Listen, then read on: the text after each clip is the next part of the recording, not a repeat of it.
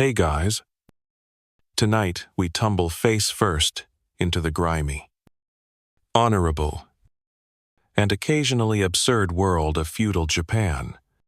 You wake up to the sound of distant roosters and something that might be a neighbor arguing with a goat.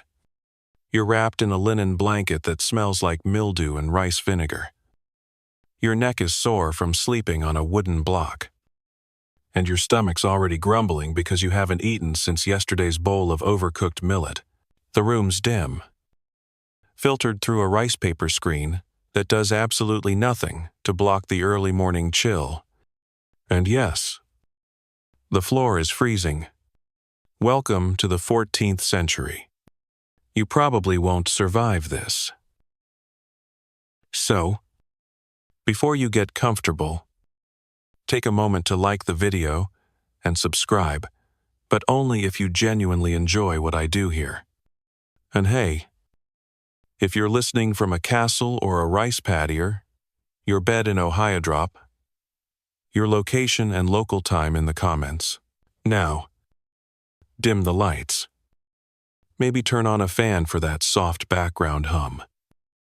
And let's ease into tonight's journey together.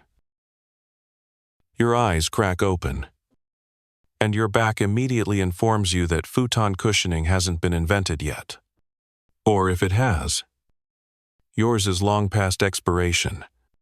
You slept in your same crumpled cotton kimono as yesterday, because laundry day is more concept than practice here. With a sigh, you roll to the side, plant your feet on the cold wooden planks of the floor, and immediately regret not weaving yourself straw sandals last week like the neighbor's kid did. The chill climbs from your toes to your knees with the stealth of a trained ninja. You shuffle to the door and open the wooden panel just enough to let in a slice of morning. Beyond your small house, really more of a glorified shedis, a cluster of others just like it. Thatched roofs, small fenced gardens, a single crooked path of packed dirt. Someone is already out tending to firewood. Smoke rises lazily into the pale sky. And somewhere in the distance, a bell tolls from a temple. It's not just morning. It's go time. Your stomach growls. You look around for breakfast, and remember that breakfast is not guaranteed. You find a leftover rice ball that's gone stiff as roof tile and nibble at it. You could try heating it over a fire. But fires require wood. Wood requires foraging. And foraging before sunrise means risking a face-to-face meeting with wild boars, or the occasional bandit who decided he's done with honor for the week. Still, you drag yourself to the hearth, such as it is a shallow pit with a few coals from the night before. You add some kindling, blow gently, and soon there's just enough warmth to trick your fingers into believing in life again. You add water to the pot for tea. If there's any left, you hope no bugs crawled into the tea tin last night. You'd check. But honestly, what's a little extra protein? And now comes the real morning trial. The latrine. You trudge down the side path behind your house, past drying radish strips and your neighbor's suspiciously loud chickens. The latrine is a wooden box with a deep pit below, complete with a helpful board to balance on. While squatting, you do your business quickly, breathing through your mouth, and wonder again how anyone's knees survived this system into their 60s. You pass the time walking to the nearby stream to rinse your hands. The water is ice cold and has the emotional warmth of a tax auditor. But it's clean. Sort of. Clean enough. Back home, you wash your face, tie your hair up if it's long, and prepare yourself for the day. If you're lucky, you're a farmer, which sounds odd to say, until you realize the alternatives. Landless laborer. Begar, or conscripted Ashigaru, sent to die in someone else's war. As a peasant farmer, you've got a small rice field to tend, assuming the local lord hasn't decided to reassign it.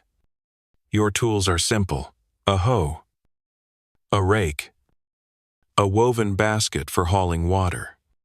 You spend your day ankle-deep in cold, muddy water, singing under your breath just to keep rhythm. Your fingers ache. Your shoulders burn. And you haven't even made it to mid-morning. Historians still argue whether the peasantry had more autonomy than we think. Some evidence suggests certain villages managed their own affairs fairly independently, electing elders and deciding harvest practices communally. Others insist that even the illusion of freedom was just a thin layer of rice husks over a deeply rigid, lord-controlled structure. Either way, you're not exactly making decisions here. You're just trying to survive without getting fined, conscripted, or eaten by a raccoon dog. You return to your hut mid-morning to find a tax notice nailed to your door. Great. You tear it down and read. Or try to.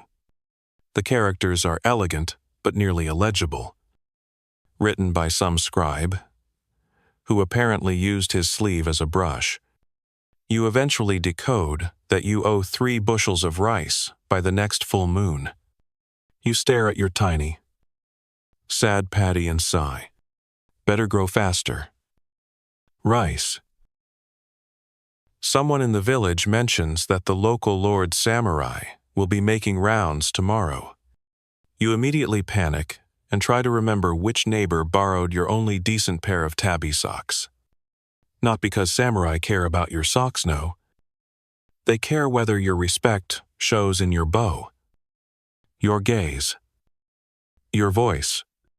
One wrong move, one perceived insult, and your life could end with a flick of steel and the words, "He was disrespectful." Oh, there's a tension in every peasant's day here. Beneath the routine of planting and cleaning and fetching water is this constant, low-level dread, like something could go wrong any moment. The weather, a fever, a new tax, a fight between lords that gets your village accidentally burned down. You live like a nervous cat under a storm drain, hoping the wind blows the other direction. You spend the afternoon patching holes in your roof, which is more hay than engineering. You tie down a few loose spots with twine and whisper promises to the gods that it will hold through the next rain. Then you help a neighbor mend a fence. They trade you a turnip and half a salted mackerel tail. A gourmet feast. Night falls, and your body is already begging for sleep. You sip thin miso soup and stare at the stars. There's beauty here. 2. Crickets chirp. The scent of roasted barley drifts from a few homes. The moon, silver and distant, rises over a world you barely understand, but somehow belong to. You lie back on your bedding, arms crossed behind your head, and think about what tomorrow might bring. Another day of survival. Another chance not to embarrass yourself in front of someone with a sword. Another bowl of tea that might actually be hot. You'll never love rice quite the same way again. You wake up to the sound of rain pinging off your thatched roof and a slow, sinking dread in your stomach, not because you're especially prophetic, but because today is market day. And market day means interaction, obligation, and hierarchy. So much hierarchy. You groan softly and roll onto your side, only to feel the sharp stab of a rice husk beneath your hip. Your straw mat has compressed into a lumpy mess again, and you make a mental note to restuff it. You won't, but it's the thought that counts. Outside, the village is already stirring. You hear voices murmuring, pots clanging, and a child being scolded for something involving a chicken. You drag yourself upright and begin the familiar process of getting dressed in your 1.5 clean garments. The inner layer smells faintly of mold, and the outer robe has a suspicious stain shaped like a small rodent. You splash cold water on your face, chew a few grains of leftover rice, and brace yourself for the rigid, invisible force that rules your life, the social class system. In feudal Japan, you aren't just poor, you're strategically poor. You're part of a meticulously layered caste hierarchy that determines what you can wear, where you can stand, who you can talk to, and how you bow. And no, you can't just opt out. You're a peasant, part of the Hyman class. And while you technically fall above the untouchables, you're still well below the samurai and merchants. That's right, the merchants make more money than you, but you still outrank them on paper. It's the feudal version of being broke, but respected. So helpful. You step outside and begin the walk to the market square. Careful to keep your posture appropriate. Eyes low, back straight. And whatever you do, don't look too confident. Confidence smells like rebellion to someone in authority. And there are always plenty of authority figures milling around. Most notably the local samurai, whose job is to enforce order and occasionally collect tribute with the same delicate grace as a hungry hawk.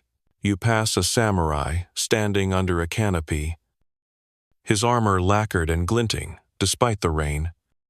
You freeze, lower your gaze, and bow just deeply enough to show respect, but not so deeply that it looks sarcastic. It's a fine line. He doesn't acknowledge you, which is a win in itself. You keep walking. Historians still argue whether the samurai's role in daily village life was as omnipresent as stories suggest. Some evidence implies they left peasants mostly alone, unless taxes or trouble were involved.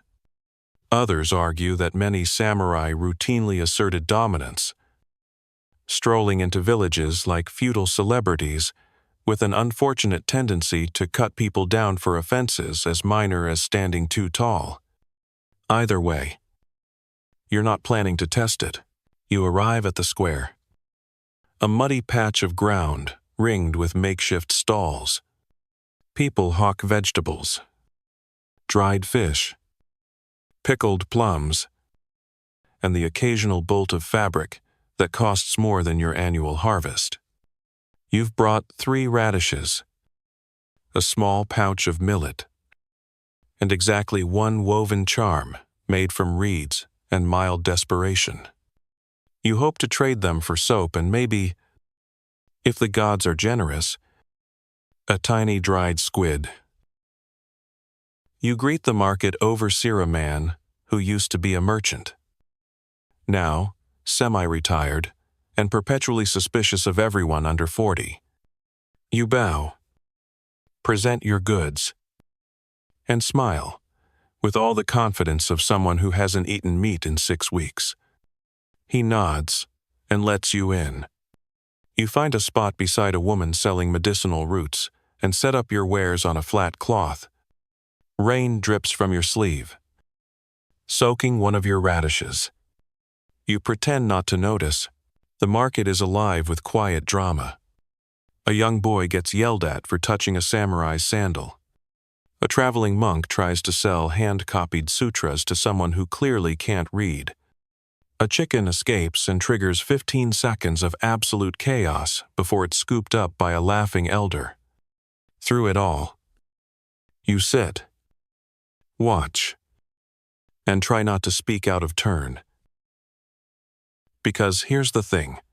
In feudal Japan, every word you say is a potential trap. Speak too formally to someone of equal class, and you're mocking them. Speak too casually to someone above you, and you're disrespectful.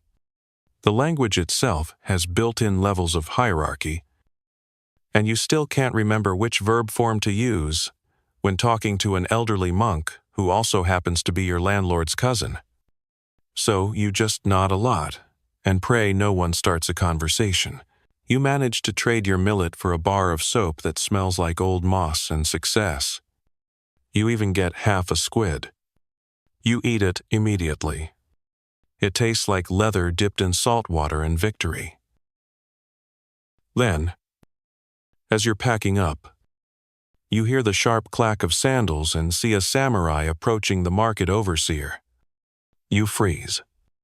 Everyone else does too. The overseer bows so quickly, he almost drops his pouch of coins. The samurai gestures vaguely, says something about taxes, and demands an inventory. The overseer stammers, sweats, and begins rattling off numbers.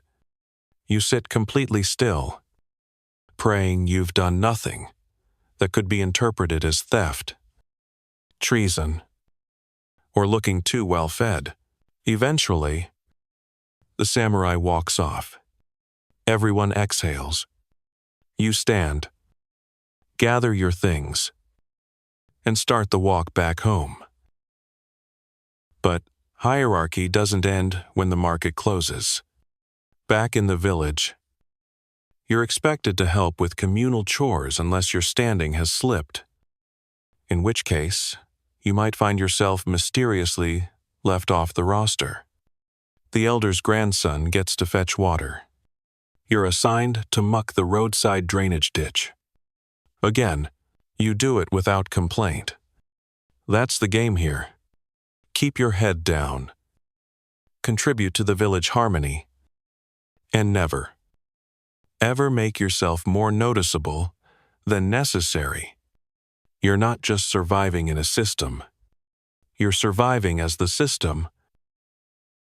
And just when you think you've escaped the day without too much humiliation, you remember tomorrow is Rice Tribute Assessment Day, which means strangers with clipboards bamboo scrolls will be tramping through your paddy, judging your mud-to-seed ratio, and deciding whether you've met your quota. You'd cry, but tears would only water the weeds, so you trudge back into your hut, strip off your soaked robe, wrap up in something slightly less wet, and lower yourself onto your lumpy straw mat. You stare at the ceiling and wonder what it's like to be a merchant in Kyoto, selling silk and gossip instead of rice and self-doubt. Then you sneeze and remember, you're not even allowed to dream above your class. Rain taps out a steady rhythm on the roof through the night. But you barely sleep. Not just because your straw mat has the comforting give of a stack of firewood, or because the corner of your hut still leaks in a windstorm like a polite little waterfall, but because the next day brings the worst possible kind of anxiety, direct interaction with a samurai. You're not ready. You will never be ready. You rise before the sun. Nerves already doing backflips. The air is damp and cold. The kind of cold that seems to creep under your skin and set up camp. You dress quickly, tugging on your least embarrassing robe still stained, but only in places you can artfully fold away. You brush your teeth with a twig and chew a few salt grains to wake up your mouth. You don't even try to eat. Your stomach is currently occupied with panicking. The rice field is still half shrouded in mist when you arrive. You kneel, hands trembling, and begin clearing away weeds from the edges of the plot. It doesn't really need weeding right now, but it gives you something to do with your hands. Today's not about work. It's about appearance, keeping your head down, keeping your field neat, and keeping your mouth shut. A few hours later, They arrive. 3 of them. 2. Walking behind the main figure, like pale shadows. All clad in iron and lacquer. Their hair pulled back into perfect top knots. The leader is clearly important. His swords are polished. His kimono is deep indigo with an embroidered family crest on the sleeve. He has the posture of a man who hasn't bent over in years. You're not sure if that's status or spinal inflexibility. You bow. Not too deep. Not too fast. Just enough to communicate what you hope is respect, and not full-blown terror. He nods the way people nod at furniture absently, and with a vague sense of disapproval. The samurai steps into your field. Mud squelches under his sandals. He surveys your work with the grim expression of someone judging a particularly lazy beetle. You kneel deeper, as if the dirt will absorb you. One of his assistants scribbles something onto a wooden tablet. The samurai points at your rice plants. Then, at a cluster of rocks near the border, you don't fully understand what he's saying. But you nod and murmur something humble. He doesn't seem pleased. He doesn't seem angry. Which is good. But he definitely seems like someone who'd enjoy making an example out of you if you gave him half an excuse. Historians still debate how often samurai enforced discipline at the village level themselves. Some records suggest they mostly delegated the unpleasant bits to lower officials or magistrates. Others point to stories where they personally punished peasants for things like tax evasion, improper bowing, or harvesting without permission. Either way, standing face to face with one reminds you that, in this world, a bad attitude can be fatal and a sarcastic tone might be your last. Eventually, the inspection ends. The samurai turns without a word and walks away, trailed by his note-taking shadows. You don't exhale until they're tiny specks at the far end of the paddy. Your arms feel like noodles. Your knees hurt. You're soaked to the bone. And you're not even sure if the inspection went well. You could be praised tomorrow or fined. Or, worse, ignored completely. Which is feudal code for, we're thinking about something worse. You trudge back toward the village, too tired to be relieved. On the way, you pass a group of children practicing sword swings with sticks. You stop. Watch them for a moment. They're laughing. Wild. Full of the reckless joy of people who haven't yet learned what a real sword can do. One little boy notices you and strikes a pose, puffing out his chest. "I'm a samurai," he declares. You smile faintly and keep walking. You don't have the heart to tell him that most boys who dream of becoming samurai end up either disappointed or dead. Back home, you change into dry clothes well. Slightly less wet-tanned, sit by the hearth, warming your hands over a weak fire. Your cousin wanders in, carrying a bundle of sticks. He says the samurai stopped by their field too, and pointed out a crooked irrigation trench. Your cousin grumbles, mimics the samurai's haughty tone, and then stops suddenly, glancing over his shoulder. You both laugh nervously, like saying his name out loud might summon him again. You eat your first proper meal of the day, steamed barley and a few wilted greens. It's bland, filling, and exactly what you need. The warmth spreads through your chest and settles your thoughts. You survived. For now. And just when you think the day is over, the village headman calls a meeting. Everyone gathers in the communal building, a low, drafty structure that smells like mildew. Old tatami, and suppressed gossip. The headman announces a new tax. Of course, always a new tax. This time it's to repair a shrine up the mountain that none of you ever visit.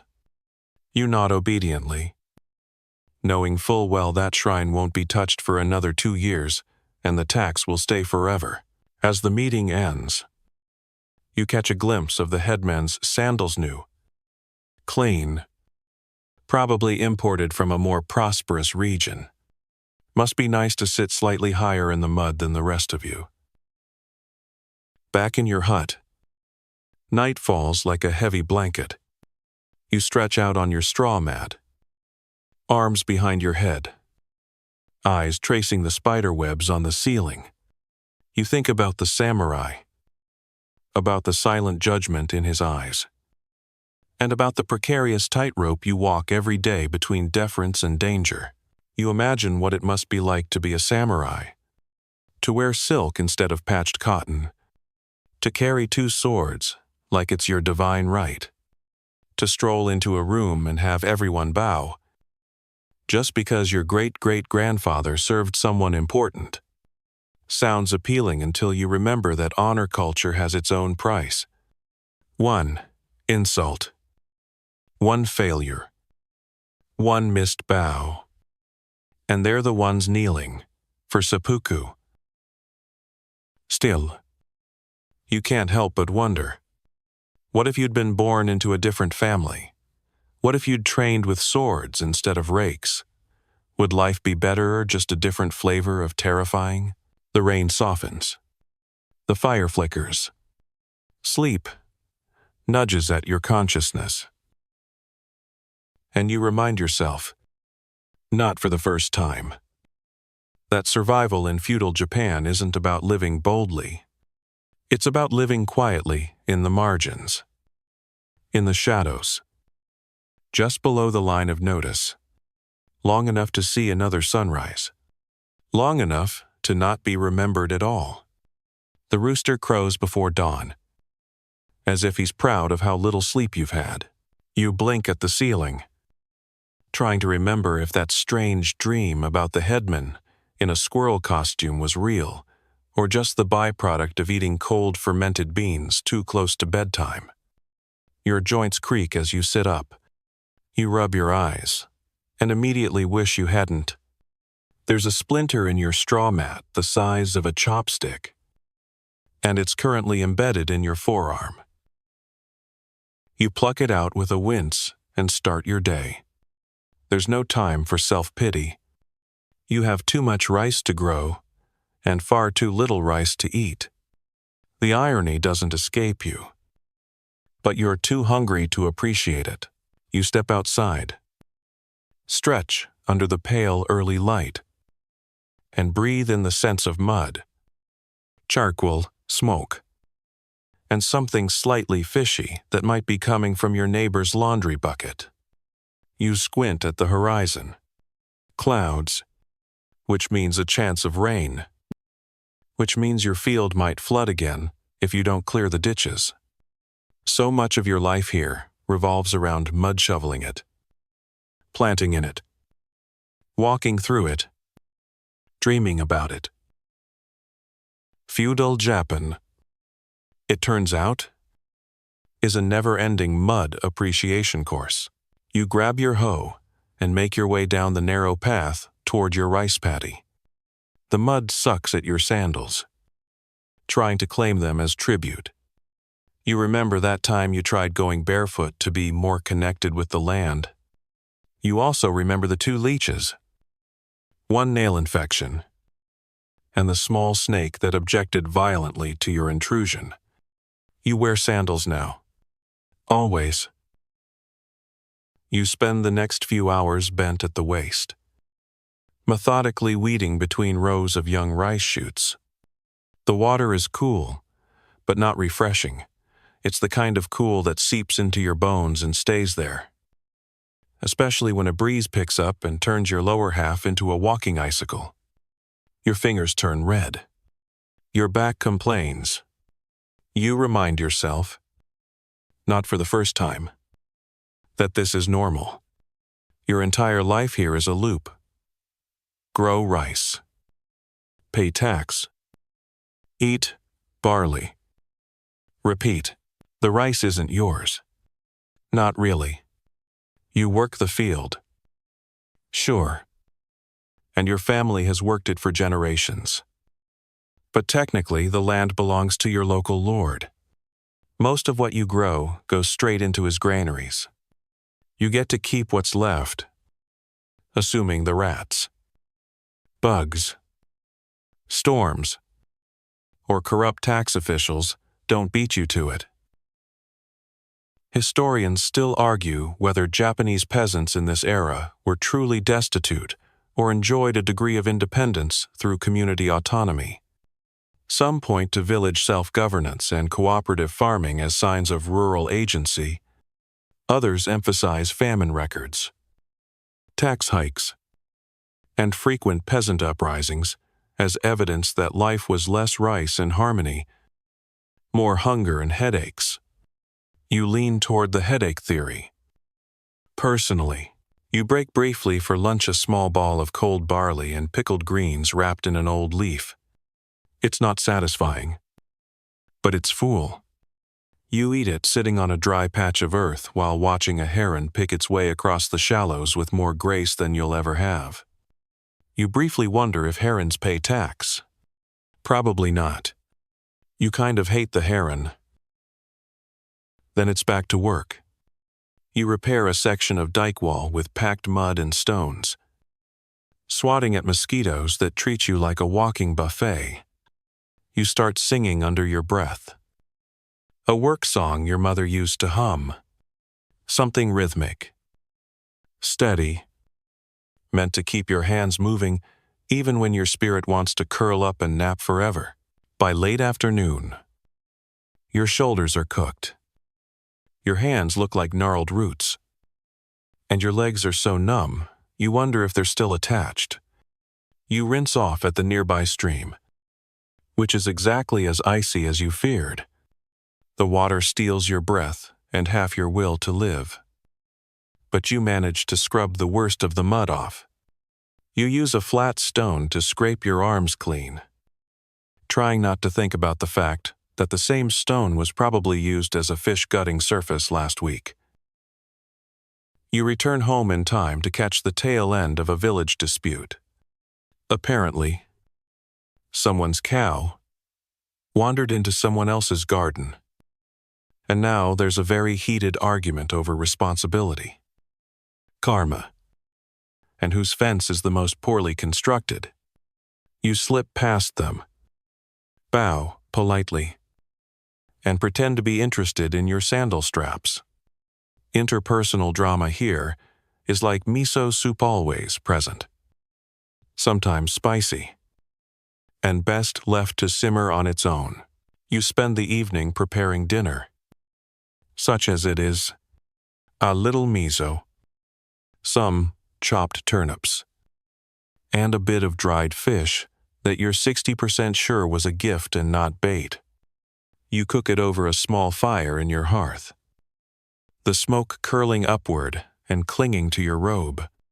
You sip the broth slowly, savoring its warmth, and try to stretch the moment out as long as you can. Night falls.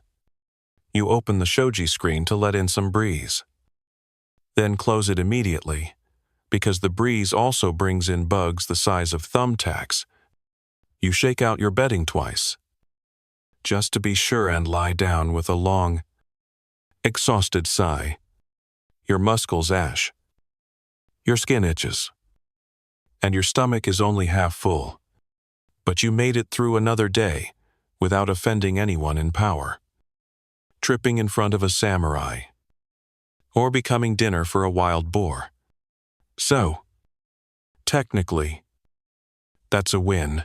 You stare up at the ceiling and let your mind drift. You wonder what it would be like to be a noble, or even just a merchant, to own silk, drink tea without rationing it, or sleep on a cushion instead of hay. You imagine what it might be like to rest without worrying about weather. taxes, or whether the old beam above your head is going to collapse in the next storm. You let the fantasy take you for a few minutes, just long enough to feel the warmth of a life that isn't yours. Then you roll onto your side, pull your blanket up, and close your eyes. Tomorrow, you'll wake up sore. You'll step back into the mud. You'll plant, weed, and pray for just enough sun and not too much rain. Because you're a peasant in feudal Japan, and whether you like it or not, the rice won't grow itself. The morning begins, not with the rooster this time, but with a soft knock on your door. That's never a good sign. No one comes calling at dawn with good news. You sit up slowly, rubbing your eyes, and open the wooden panel just enough to reveal the village messenger boy half your size but twice as awake, holding a scroll and looking far too smug about it. "Tax office," he says, before sprinting off with the energy of someone who doesn't yet know what chronic back pain feels like. You glance at the scroll. It's a summons. Again, your shoulders sag before your feet hit the floor. You knew it was coming. The rice quota was short last season, too much rain, not enough sun. And maybe that one corner of your field mysteriously grew mushrooms instead of grain. You start getting ready, slow and resigned. There's no outfit to choose. Your wardrobe consists of 3 things that used to be white and now all share the same general tone of earth. You braid your hair to look slightly more respectable and scrape a thin layer of grime off your face with your thumbnail. That counts as grooming. You head toward the village tax office, a thatched building larger than most, but still smelling faintly of mildew and misfortune. You bow as you enter, heart thudding. The clerk sits behind a low table with scrolls spread out like spider webs, each one a record of someone else's misery. His robes are better quality than yours, and his ink-stained fingers tap rhythmically on the desk as he glances up. He doesn't smile. You wouldn't either. He reads your name aloud, asks about the discrepancy in bushels, and raises an eyebrow as you stammer through an explanation involving flooding, birds, and possibly divine punishment. He sighs. "The Lord is merciful," he says, which means he'll just charge you more next season. You're fined 1 additional bundle of rice, due in a fortnight. You nod, bow, thank him, as if he just gave you a free meal instead of more work. On your way out, you pass another villager who clearly didn't fare as well. He's sitting outside, head in his hands. His plot was ceased. He'll be laboring on someone else's field now. That's the power of the bureaucratic machine in feudal Japan. Silent, swift, and completely indifferent to your personal tragedies. Historians still argue whether local tax systems during the Kamakura and Muromachi periods were rigidly enforced or subject to corruption and negotiation. Some records suggest village elders could mediate unfair assessments. Others detail brutal crackdowns, where entire families were evicted for minor shortages. Either way, the result is the same. You lose rice. You lose sleep. And you never lose the fear. You trudge back home, calculating how much extra work you'll need to do. Maybe plant another row. Maybe skip meals. Again, on the way, you pass a monk standing under a tree, offering blessings in exchange for donations. He's got a shaved head, a peaceful smile, and a begging bowl that somehow fills faster than your granary. You toss in a coin anyway. not because you can spare it, but because at this point, you'll take any cosmic points you can get. Back at your hut, you grab your tools and return to the field. The sun is out, which feels like an insult. You die. Plant. Weed. Howl. Every muscle screams. But you keep going. Because stopping isn't an option. You see a neighboring farmer limping down the path he twisted his ankle 2 days ago. But he's out here anyway, dragging 1 foot behind him like it owes him money. That's just life. You don't stop until your body does.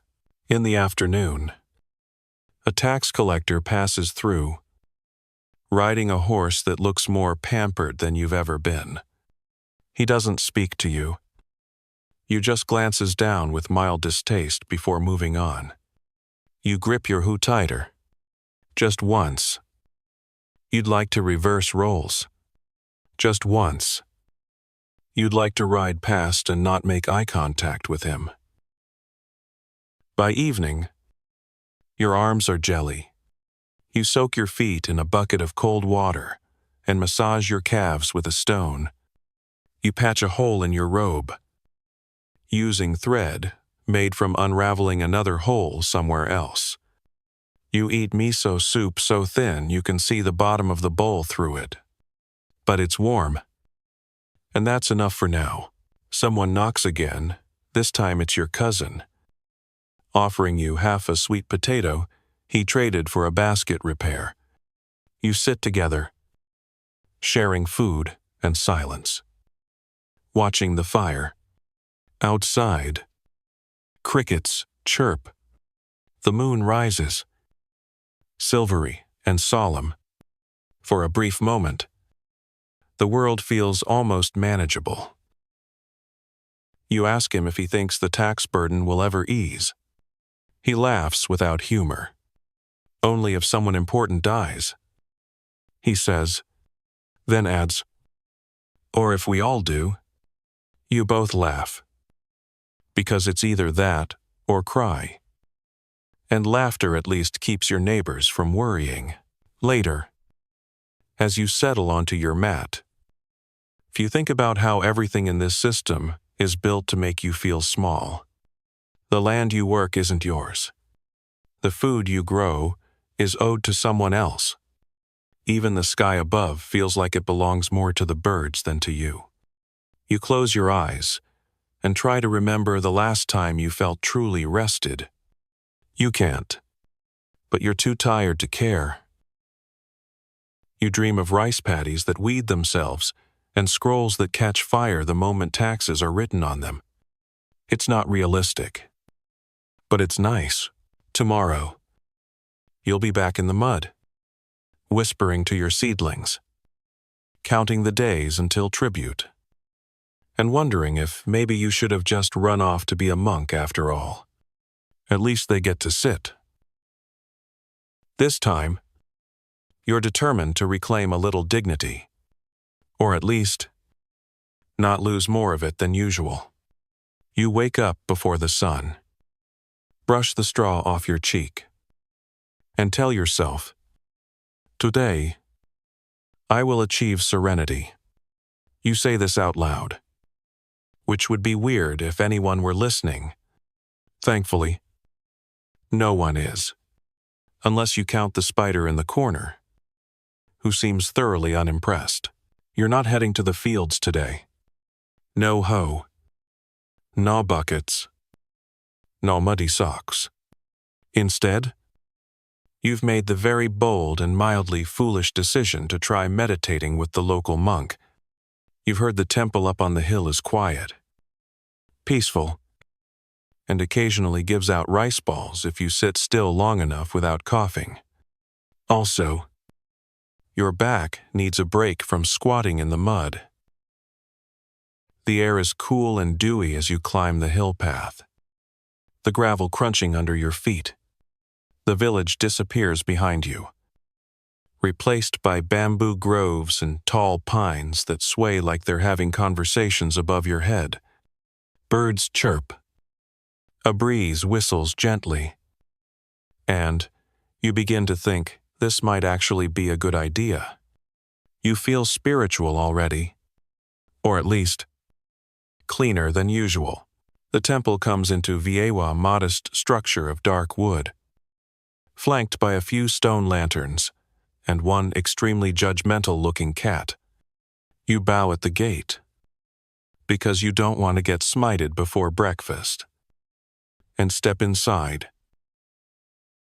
You're greeted by a monk who appears to have been carved directly from serenity itself. He smiles with the kind of calm you're not entirely sure you trust. His head is shaved smooth. His robe is spotless. And his voice is so soft, you wonder if he communicates mostly with ghosts. He gestures for you to sit. You do.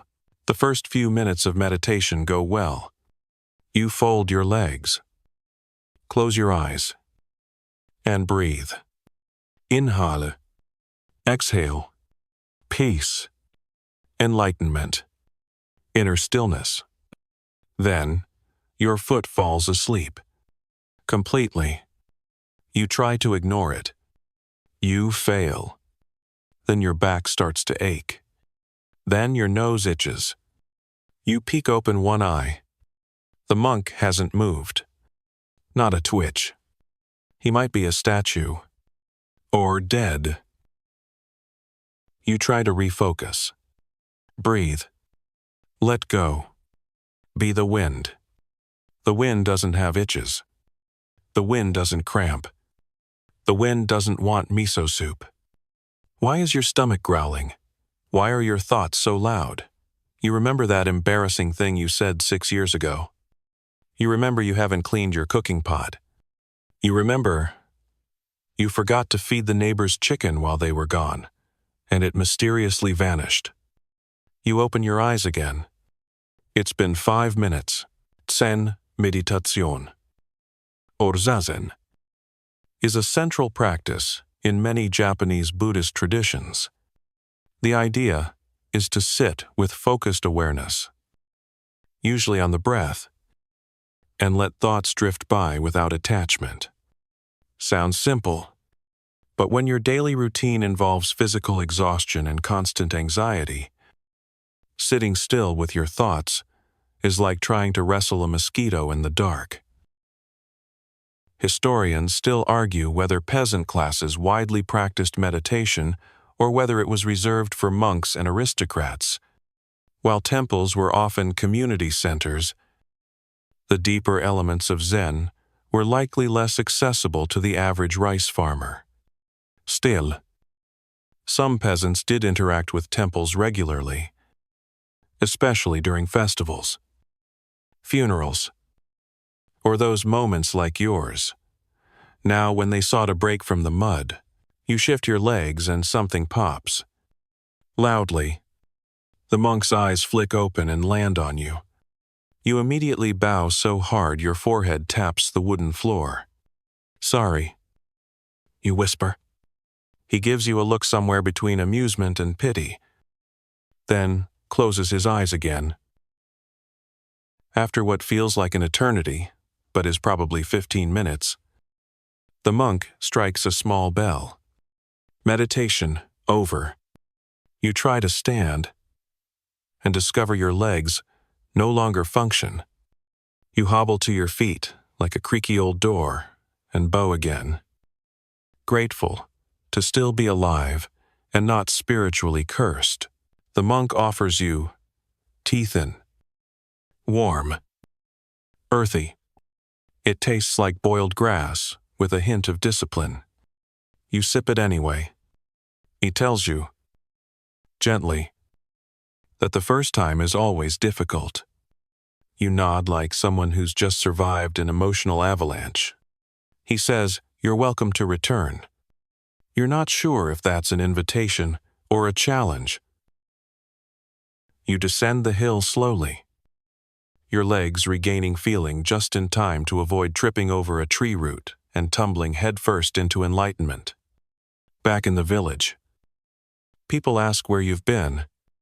You tell them, the temple. They nod, impressed. Someone offers you a plum. You take it like a trophy. The rest of the day passes in its usual rhythm. You fetch water. You help mend a roof. You sweep the path in front of your hut and try not to think about how pointless it is, since the wind will just undo it tomorrow. But something is different. Your thoughts are a little slower. Your shoulders are a little looser. When the tax notice arrives, because, of course it does, you don't scream. You just breathe. Inhale. Exhale. Like the monk taught you. Dinner is simple. Rice with a few pickled radish slices. You chew slowly, savoring each bite as if it were delicately plated by a Kyoto chef. You even wipe your mouth with a cloth instead of your sleeve. Look at you. All cultured. That night, you sit cross-legged in your hut, candle flickering beside you, and attempt to meditate again. You close your eyes. Focus on your breath. The straw rustles as something scurries under your mat. You pretend not to hear it. You're on a higher plane now. The plane where rodents are just part of the flow. The itch returns. You resist it. Your knee throbs. You endure. You hear a distant flute, probably from the Templand. Let the sound carry you. For a brief, shining moment. Your mind stills. Then the wind slams your door open and blows out the candle. You sit in darkness, half annoyed, half amused. Maybe that's the lesson. Peace isn't the absence of problems. It's the ability to laugh when your straw mat collapses under you mid-meditation. You lie down, tuck your arms behind your head, and smile. Maybe you're not cut out for monk life. But a few minutes of silence in a noisy world, that you can work with.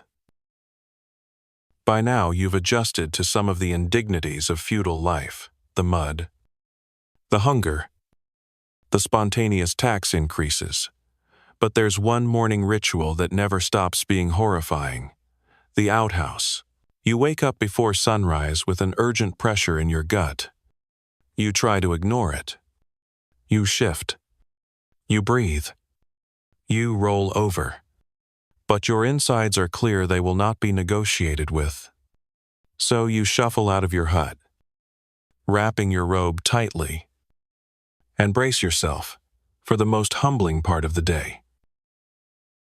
The latrine stands like a wooden sentinel behind your home, half sunken into the ground, surrounded by weeds and regret. You lift the creaky lid with 2 fingers and peer inside. It's dark, so dark. You whisper a brief prayer to the spirit of indoor plumbing and step carefully onto the edge boards. Squatting begins. Now, the real issue here isn't balance. You've developed some impressive leg strength by now. The problem is everything else. The smell, the splashes, the mosquitoes that act like toll booth collectors, and the ever-present fear that something alive might be down there. You try not to think about the time your cousin claimed he saw a snake curled under the plank. You'd like to believe he was joking. He wasn't. Wiping presents another crisis. There's no soft paper, or even leaves this time, just a long, flat stick, resting in a nearby bucket of cloudy water. Yes, the infamous chugi, the reusable wiping spatula, lovingly shared among family members. You hold it like a cursed relic. You do what must be done. You rinse. You retreat. You vow never to speak of it. Personal hygiene in feudal Japan is a paradox. On one hand, The Japanese were relatively clean, for their time bathing was a regular ritual, and homes were swept daily. On the other hand, when it came to bathroom setups, things could get rustic. And by rustic, we mean psychologically scarring. Historians still argue whether outhouse systems in rural villages were efficient or disastrous. Some point to clever composting techniques and night soil collection for fertilizer. Others emphasize the health risks and disease outbreaks that came from poorly maintained pits, especially in crowded communities. Back inside, you heat some water for a makeshift bath knot, a proper ofuro, which only the wealthy can afford. But a wooden bucket you crouch in like a boiled turnip. You scrub your arms with a cloth soaked in ash soap. A mix of lye and leftover grease that smells like campfire and last week's stew. It works. Sort of. You emerge cleanish, if a bit haunted, feeling slightly more human. You decide to visit the nearby bathhouse once a week. If you can manage it, you treat yourself to the communal soak. You bundle up your towel, a threadbare rag, and a change of underlayers, still damp from last time, and make your way down the path toward the village center. The bathhouse isn't fancy, just a wooden structure with a changing room, a washing area, and one large steaming tub of water that everyone shares like a broth. You step inside and are immediately greeted by a wall of steam and the sharp scent of sulfur. You strip quickly, because hesitating just makes it worse, and sit on a small stool with a basin to scrub down before entering the tub. This is non-negotiable. You wash first, or you get shamed. Publicly. Forever. You pour warm water over your head and start scrubbing. Someone next to you is humming. Someone else sneezes. The atmosphere is oddly relaxed, considering everyone is very naked and very judgmental. You rinse off, nod politely to the bath attendant, and step into the tub. Heat. Immediate. Consuming. Beautiful. You let out a sigh that sounds like it belongs in a different life. Maybe one with pillows and indoor shoes. Your limbs loosen. Your back unwinds. For a moment, you don't feel like a half-frozen root vegetable pretending to be a person. You close your eyes and melt. The bathhouse is one of the few places where social class gets temporarily blurred. Everyone bathes, even samurai. Granted, they usually bathe in private tubs with servants and imported oils. But in theory, you could soak alongside someone, 10 rungs above you. Of course, they'd never make eye contact. And if you so much as splashed them, your next bath would be in a ditch. But still shared water. Shared humanity. A man next to you begins talking about his cousin's neighbor's daughter marrying a paper merchant. Big news. You nod politely. Another man asks if you've heard the gossip about the headman's second son being seen with a traveling kabuki actor.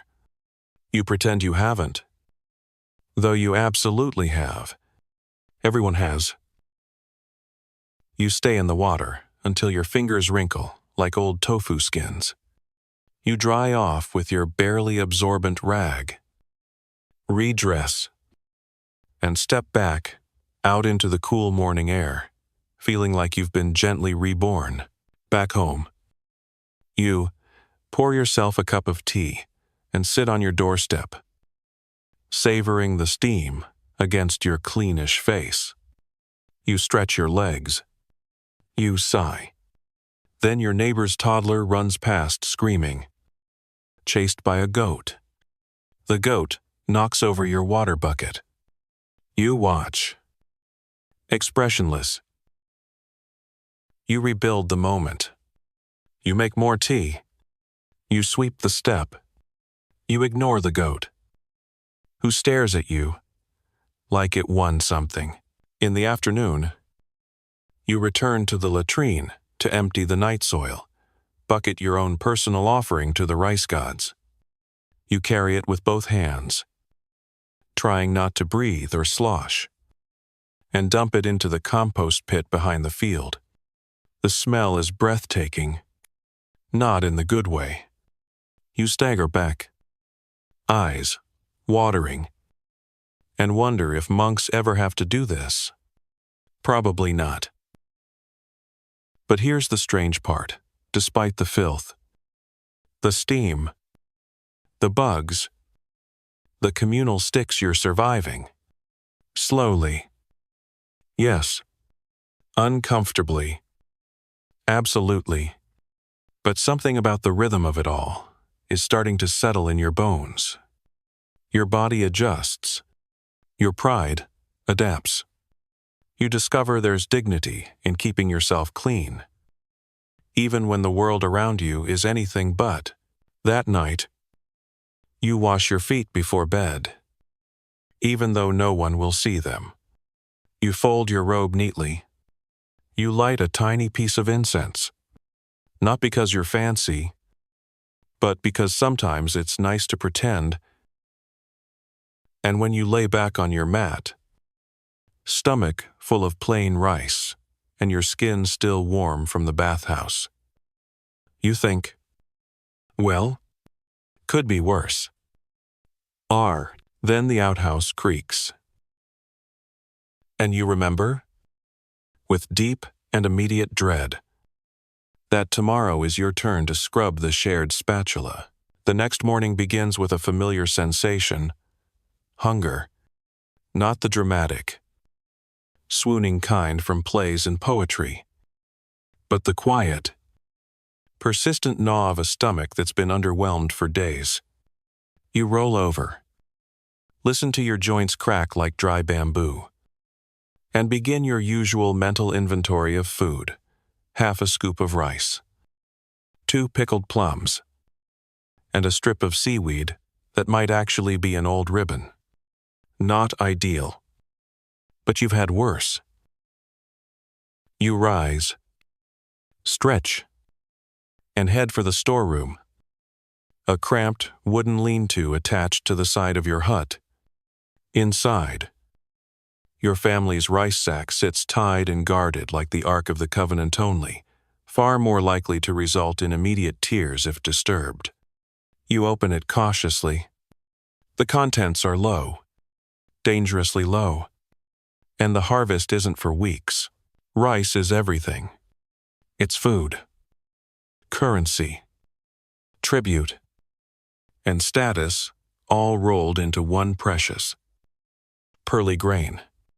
You don't just eat it. You respect it. You bow to it. You dream about it. You sometimes talk to it when no one's around. Please don't run out. You whisper now. The rice does not respond. You measure out 2 modest handfuls. That's it for the day.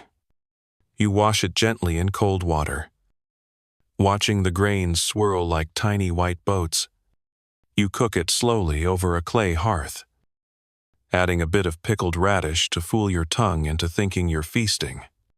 You eat it in silence, every bite chewed with deliberate care. Rice deserves that much.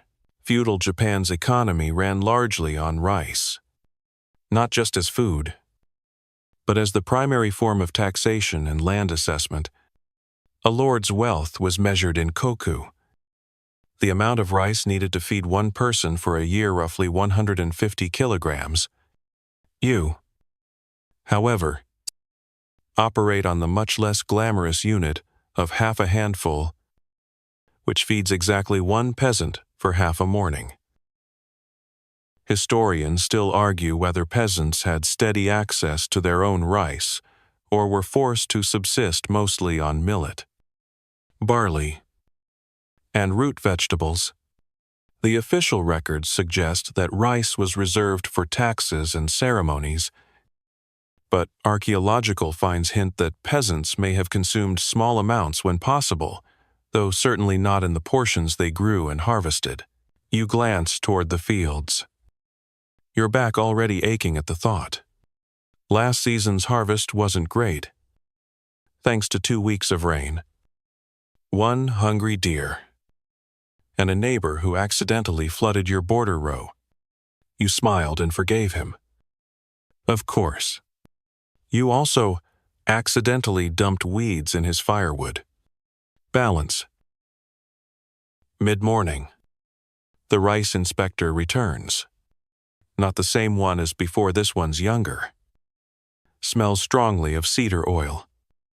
And carries himself like someone who once read a book about farming, but has never actually touched a rake. He asks how your seedlings are doing. You answer politely, knowing full well he couldn't tell a seedling from a sneeze. He marks something on his bamboo slate, nods in a vaguely approving way, and says, "The Lord appreciates your diligence." You resist the urge to say, "Tell him I appreciate his entire ownership of my life." You bow. He leaves. You sigh. You spend the afternoon preparing more field rows. The soil is damp and clumps to your sandals like a clingy child. You bend. Plant. Smooth. Repeat. Your hands are already blistered. You use your sleeve to wipe sweat from your brow, smearing dirt across your forehead like an earthy war paint.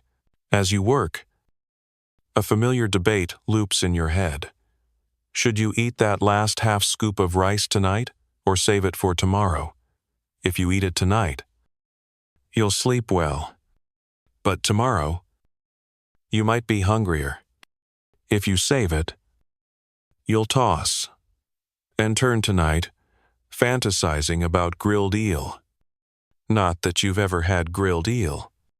You just like to think about it. You choose to save the rice. Regret immediately follows. You nibble a dried plum instead. It's sour enough to make your eye twitch, but it keeps your stomach from staging a protest. Back in the village, you hear whispers about someone who tried to hide rice from the tribute count. A bold move. A dumb move. They were fined double. Someone swears their hut got mysteriously torched afterward. You don't ask for details. You just tighten the rope on your own rice sack. Later, you barter a few spare bamboo reeds for a bit of millet from your neighbor. It's coarse, dry, and tastes like sawdust. But it fills space. You mix it with a thin miso broth and pretend it's a luxury stew. You chew slowly. You smile. You lie to yourself. Sometimes that's all you can do. Night falls. You sit by your hearth, turning over a few rice grains in your palm, like precious stones. You remember your grandmother telling you that each grain had a soul, and wasting even one would anger the harvest gods. You believe her, even if you don't believe in much else. Before bed, you hide the rice sack again, not from thieves, but from yourself. It's easier to make it last when it isn't staring at you like an edible ghost. You fold your robe, fluff your straw mat, and lie down in the quiet. Your mind drifts. You wonder what life would be like if rice weren't so central. If you could grow something less finicky. Potatoes, beans, anything that didn't require backbreaking labor and ritual bathing before harvest. But no, this is Japan. This is rice. It's not just what you grow, it's who you are. You fall asleep, dreaming of golden stalks swaying in the wind, heavy with grain. You're harvesting them with ease, smiling, strong, bow.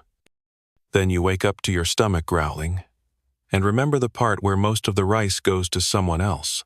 Still, tomorrow's another planting day. You'll wake up, tie on your sandals, pick up your hoe, and march right back into the fields, like a loyal servant of both soil and samurai. Because in feudal Japan, rice isn't just food. It's your boss, your currency, your calendar, and your cruelest love. You wake up in the middle of the night, disoriented and sweating. Not because of a nightmare, though your dream did involve the tax inspector transforming into a giant walking rice grain and demanding you polish him, but because something's wrong. It's too hot. You sit up. No breeze. No chirping. Just thick, unmoving air. Heavy with the smell of mildew and that faint whiff of roasted miso that never seems to leave your sleeves. Summer has arrived. You step outside and immediately feel it. The heat wraps around you like a damp futon. Everything is sticky. Your robe clings like boiled kelp. And even your thoughts feel slow. You glance up, clouds hang low over the hills, fat and swollen, promising rain, but delivering only sweat. Back inside, you splash water on your face, which helps for about 3 seconds. Then you decide the only reasonable plan is to wander toward the river. Feet bare, hoping to dunk your head in it before the sun rises high enough to turn your skull into a teapot. The village is silent at this hour. The ground is still cool underfoot. The only relief you're likely to get all day.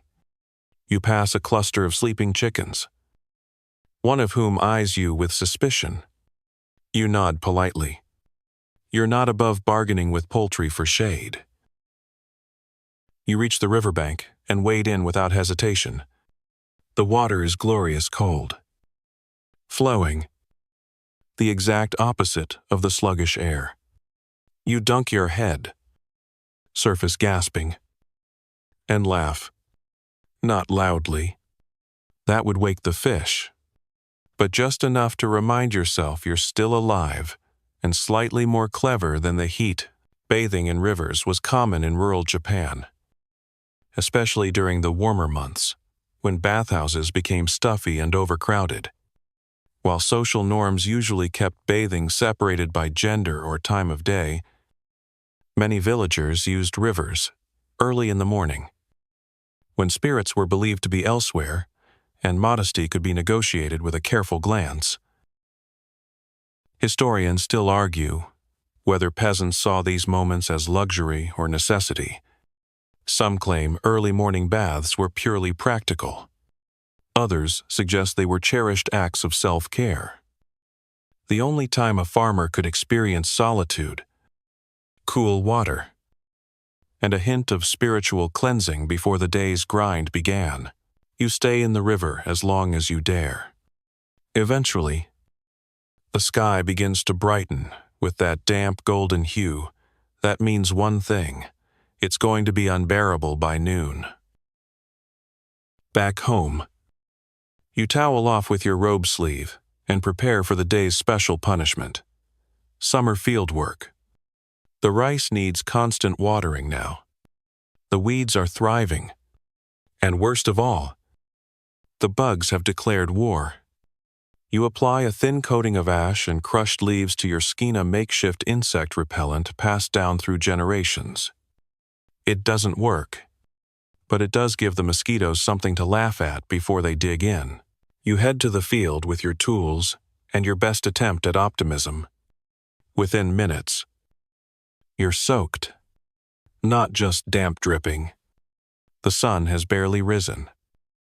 And already your robe feels like someone wrapped you in wet laundry and dared you to perform manual labor.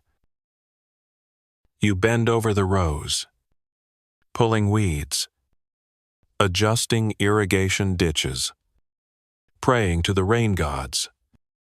and slapping your neck every 2 seconds. You're bitten on the shoulder, the ankle, your earlobe twice. You slap, scratch, hiss, and consider becoming a hermit. Not the cool cave-dwelling kind. The angry, bug-bitten kind, who just screams at the sky. By mid-morning, your legs are cramping and your back is plotting revenge. You break for water, sitting beneath a scraggly tree with the other villagers. Someone fans themselves with a broken basket lid. Someone else chews on pickled daikon like it holds the secrets of survival. You sip from your gourd, which tastes vaguely of last month's barley tea, and, disappointment, you share a salted plum with your neighbor. It's sour enough to momentarily distract you from your internal meltdown. Then, it's back to work. Later, you help dig a new trench. Your hands blistered and dirt caked under your nails. At one point, you remove a leech from your ankle, without even blinking. That's the level you've reached now, mildly annoyed by blood-sucking creatures. You name this one Kenta, before flicking him into a bush. As the sun begins to dip, a storm finally rolls in. You rejoice momentarily. Then remember your hut leaks. And so does your neighbor's. And the storage shed. And everything else that isn't a samurai's mansion. You rush to cover your tools, gather up reeds to patch your roof, and run through the village with a large banana leaf like it's going to help. The rain arrives in sheets. You're drenched in seconds. But it's cold rain. Beautiful. Shivering. Deliciously cold. You stand in it with your arms outstretched. Laughing again. This time louder. Let the chickens hear. That evening, everything smells of wet straw and smoky firewood. You manage to light a fire with damp twigs and cook your last scoop of millet with a splash of broth. You eat sitting on your haunches. Steam curling up into your face. Your clothes clinging to every part of you like a second skin that wants a refund. Sleep comes slowly. The air inside your hut is thick, barely breathable. You lie still, spread out on your mat like a half-dried fish. Sweat pools in every crevice. You consider sleeping outside, but the mosquitoes have unionized. Still, despite everything, you feel something new tonight. Maybe it's from that first dunk in the river. Maybe it's from the rain, rinsing the dust from your skin. Or maybe it's just the knowledge that even in the sweltering, bug-ridden oven of a feudal summer, you made it through. Your last thought before drifting off is surprisingly comforting. Tomorrow's weather could be worse. And in Japan's summer season, that's not pessimism. That's just probability. You wake up plastered to your straw mat like steamed rice to the bottom of a pot. It's early, but the heat is already creeping through the cracks in your hut like an unwelcome rumor. You peel yourself up, vaguely insulted by how much effort it takes to lift one leg. Your robe is still damp from last night's rain. And now it smells like something between mildew and sorrow. You put it on anyway. Standards have dropped. Outside, the village is stirring. Smoke curls lazily from hearths. Chickens cluck like they're swapping gossip. And you hear someone already yelling about a lost sandal. It's too hot for drama. But there's no escaping the day's task, preserving what little food you have before the mold gets to it first. You pull out the pickling jars from under your sleeping mat. There are turnips, radishes, and a few leaves of mustard greens. You bartered off an old woman last week in exchange for patching her fence. She said the greens were just a little spicy. They were. In fact, aggressive. You're still not sure if they were food or a low-level poison. Preserving food is an essential survival art in your world. No refrigerators. No fancy ice boxes. Just salt, sun, ash, vinegar, and the kind of hope that borders on religious faith. You rinse the vegetables and arrange them in layers with salt in a large wooden tub. Then place a heavy stone on top to press everything down. It squeaks as it settles. You pat it gently. Like, there. Become edible. Oh, while that's pickling, you move on to drying. You string slices of sweet potato on a reed rope and hang them outside your hut under the eaves. The sun's already beating down, so the slices should start drying by midday, assuming the village dogs don't get to them first. One of them is eyeing your rope right now. You lock eyes with it. It barks. You reconsider naming your future children after food items.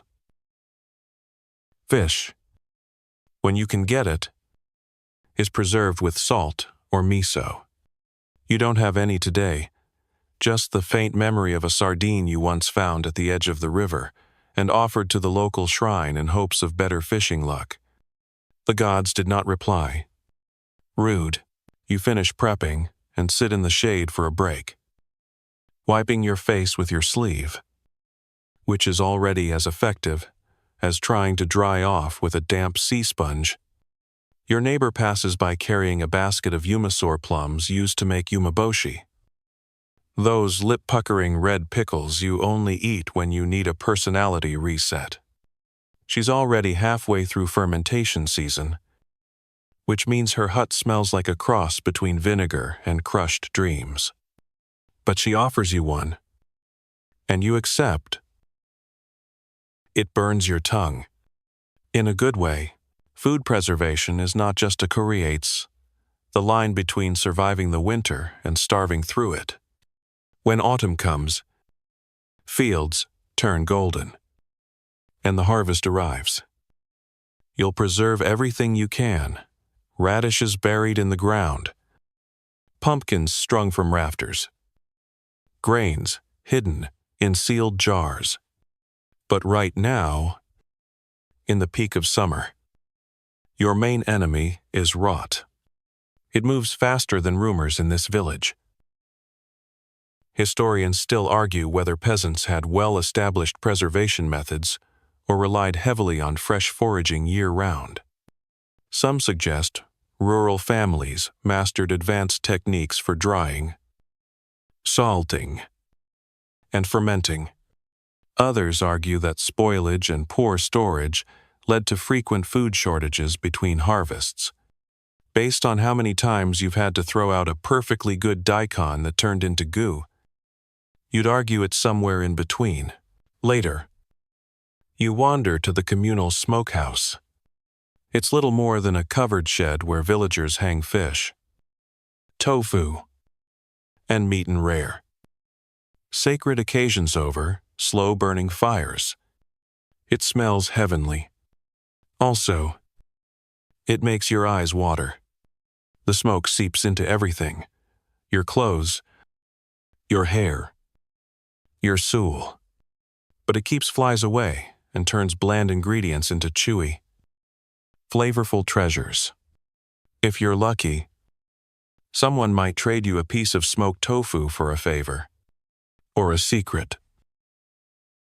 The man, tending the coals, nods as you approach. He's got dried mackerel hanging from a beam and arms like tree trunks. You compliment the fish.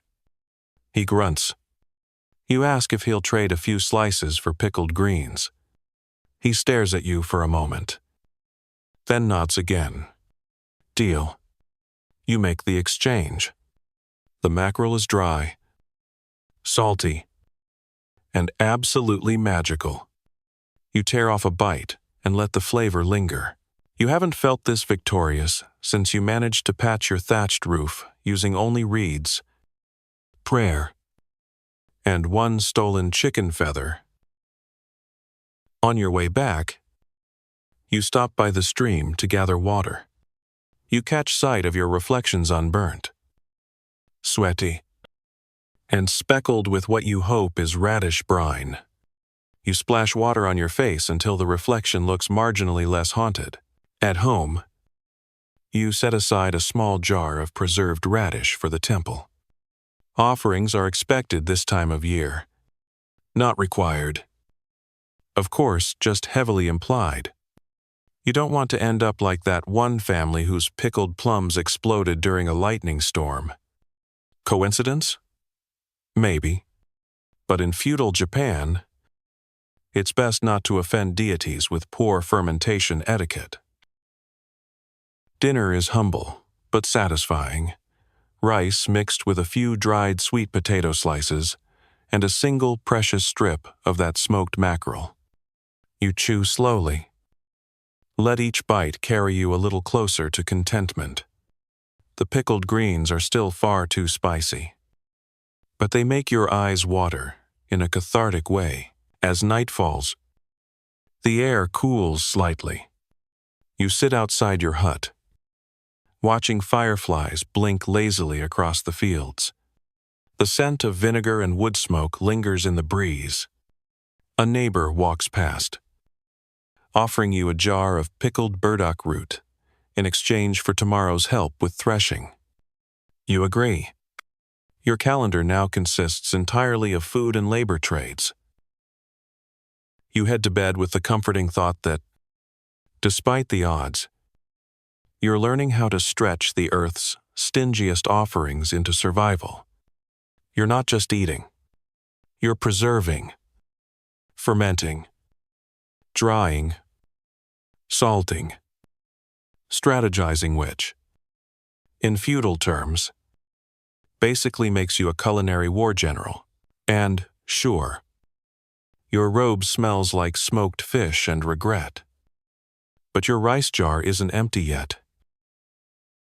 The pounding starts before your eyes even open. Someone hammering wood out in the village square. The rhythmic thud, thud, thud, cutting through your dreams like a naginata through tofu.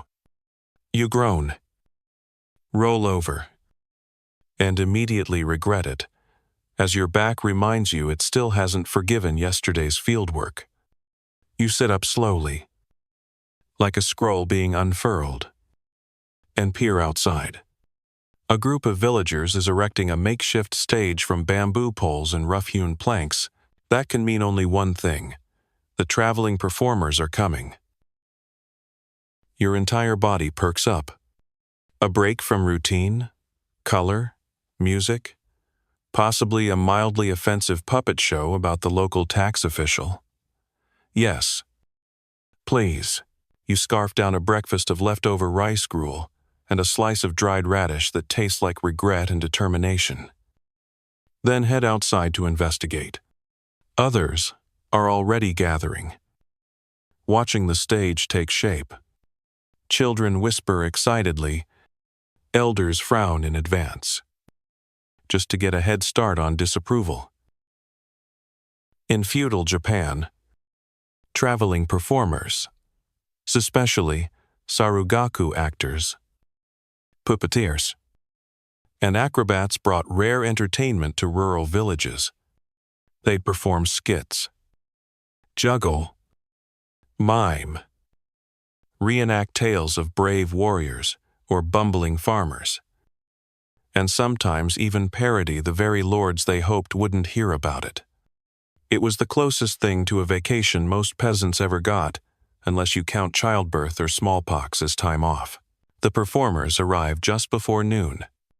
A colorful procession winds into the village, full of drums, bells, and laughter. Their costumes are unlike anything you've ever seen.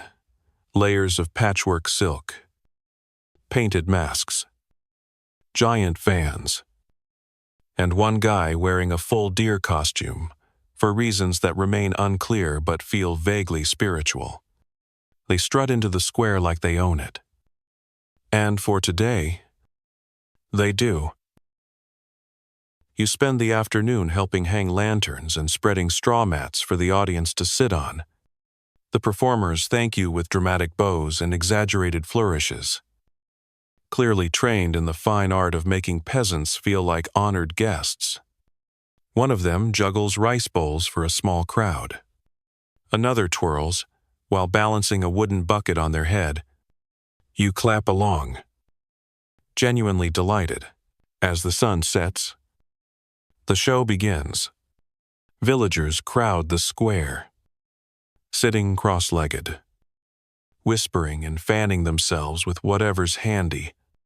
You're shoulder to shoulder with neighbors you've never actually spoken. To funny how a puppet dressed like a drunken samurai can bring people together. The first act is a comedic sketch about a lazy farmer tricked into marrying a tanuki spirit disguised as a woman. Everyone laughs when he discovers she's been hoarding fermented fish heads under the floorboards. Too relatable. The second act is a serious dance, retelling the story of Minamoto no Yoshitsune's final battle. The actor playing Yoshitsune wears a porcelain mask and moves like a ghost drifting through moonlight. The drums echo in your chest. Even the goats seem to stop chewing for a moment. And then comes the main event, a shadow puppet show projected onto a paper screen, lit from behind by a flickering oil lamp. The tale is an old one. A cunning farmer outwits a greedy official by hiding his rice inside gourds, tricking the tax collectors into taking empty bags. The children cheer. The elders pretend not to smile. You feel your cheeks ache from grinning too hard.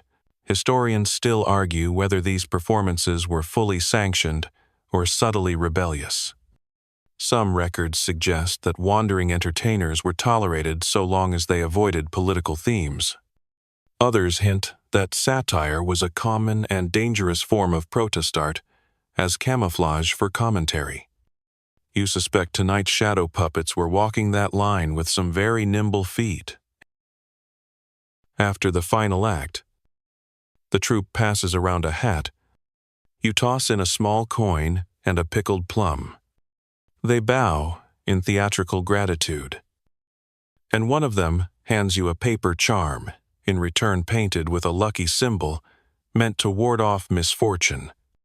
You'll hang it in your hut and pretend it works. The village square slowly empties.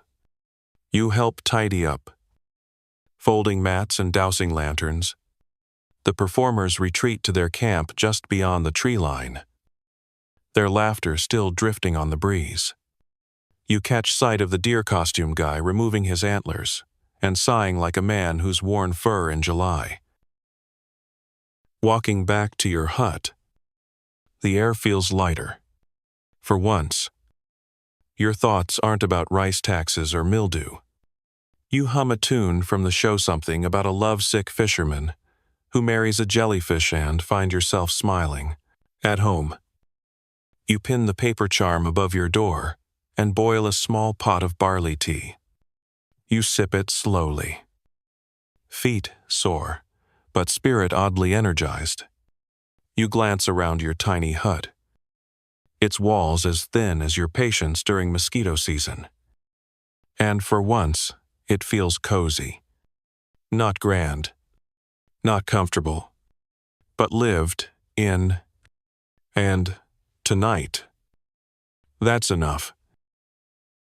Before bed, you replay the best parts of the performance in your head. The tanuki reveal, the shadow puppet coup, the deer guy tripping on his own tail and making it look intentional. You laugh softly into your blanket. Your mat feels a little less straw-like tonight. Or maybe you're just too tired to care. The performers will be gone by sunrise. The stage will come down. The hammering will return. But for now, your mind drifts on drums and dancing and painted masks. And somewhere in your dreams, you're on stage 2 juggling rice bowls, dodging tax officials, and bringing the house down with nothing but wit and a gourd full of rebellion. The performers are gone by morning, slipping away before the first rooster crows. Like a dream you almost remember, but can't quite hold on to. Only a few bent bamboo poles and a smear of ash on the ground remain to prove they were ever here at all. You stare at the empty square, still half asleep, hoping maybe they left behind some magical talisman that cancels taxes or makes millet taste like fish. No luck. Just a single sandal. Size unknown. With the excitement over, reality seeps back in like smoke through a leaky roof. Today is threshing day. And if your knees weren't so stiff, you'd throw a dramatic tantrum. Instead, you groan, stretch, and begin the slow preparation, wrapping your feet in cloth strips, tying your fraying robe tighter, and securing your hair with a pin that used to belong to your aunt before she gave up farming and became a nun out of sheer spite. Threshing involves separating grain from its stalks, which sounds relaxing until you've done it for 12 straight hours in the sun with a bamboo flail that feels like it's out to get you. You trudge to the communal threshing ground, where bundles of harvested grain are piled like golden haystacks of future blisters. The older farmers are already at work, swinging their flails with a steady rhythm that suggests either deep wisdom or total resignation. You join in. Swing. Thud. Lift. Repeat. The stalks crunch beneath your blows, scattering grains across the mat like hard-won treasure. Your arms protest. Your back mutinies. Your thoughts drift to the shadow puppets again. And for a moment, you imagine the flail is a fan, and you're dancing, not sweating. Threshing was essential in feudal Japan, and often a communal event. Villagers gathered in open areas to process their harvests together, which made the labor a little less grim and a lot more gossipy. Today is no exception. As you work, the whispers swirl louder than the chaff. Did you hear the blacksmith's daughter ran off with a shrine attendant? Apparently, she left behind a single sandal.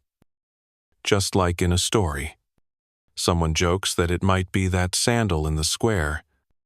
You all pause, glance at it, then immediately get back to work, because sandals may be cursed. But grain doesn't thresh itself. The conversation turns to the Lord's upcoming inspection. He's due to visit in 2 weeks. This means cleaning the paths, repainting the shrine gate, and pretending the rice barn hasn't been home to a family of possums for 2 seasons.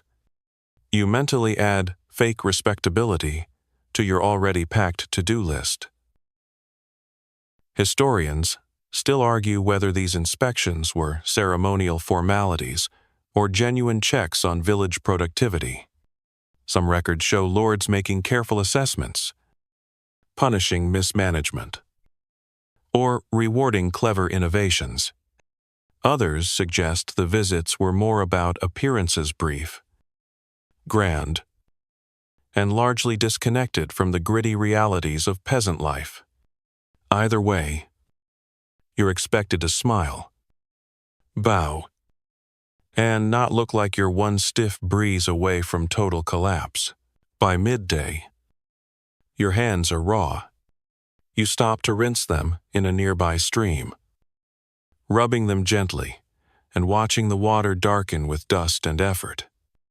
A dragonfly lands nearby, wobbling slightly like it. 2 is overworked. You nod in mutual understanding. Lunch is brought out by the older women of the villager ice balls wrapped in leaves.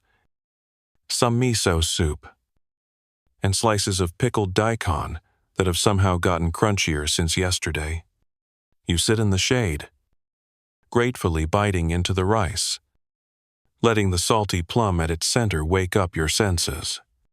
It's the best meal you've had in days. Mostly because you didn't have to cook it. You joke with the others, teasing one of the younger farmers for how he tripped on his flail earlier and somehow managed to land in a pile of straw like a misplaced dumpling. He swears vengeance. You offer him a pickled radish as a peace offering. He accepts, because food is currency, and you're both too tired to hold grudges. Afternoon threshing feels harder. The sun is merciless. Your arms ache, and you begin to suspect the grains are somehow multiplying every time you blink. The chaff floats through the air in golden clouds, clinging to your sweat-slicked skin, tickling your throat, making you cough and laugh at the same time. You're itchy, tired, and oddly content. By evening, the last bundle is flailed. The grains are gathered, and you collapse under a tree, blinking up at the pink-streaked sky. The older villagers sing a low song as they carry baskets back to the storehouse, a tune about harvest and gratitude, and not dropping the basket or the spirits will haunt your shed. It's catchy. You help haul the baskets. Every grain feels like a coin. Every step is a small miracle. At the storehouse, the grains are spread out to dry, and you join the others in sweeping the floor, chasing away mice, and trying not to collapse into the pile yourself. When it's finally done, you walk home with arms limp at your sides, body humming with exhaustion. You pass the shrine and bow out of habit. You pass the sandal again. It's still there and bow just in case. No sense tempting fate. Dinner is modest. Barley with a bit of dried tofu and some of that smoked mackerel you traded for yesterday. You eat slowly, savoring the salt, the chew, the way your jaw clicks a little when you chew too hard. It's the sound of a job well done, or early onset jaw misalignment. Either way, you'll take it.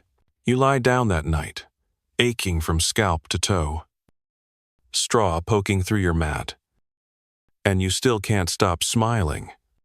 Not because it was easy, not because you're comfortable, but because for once, the work was done together.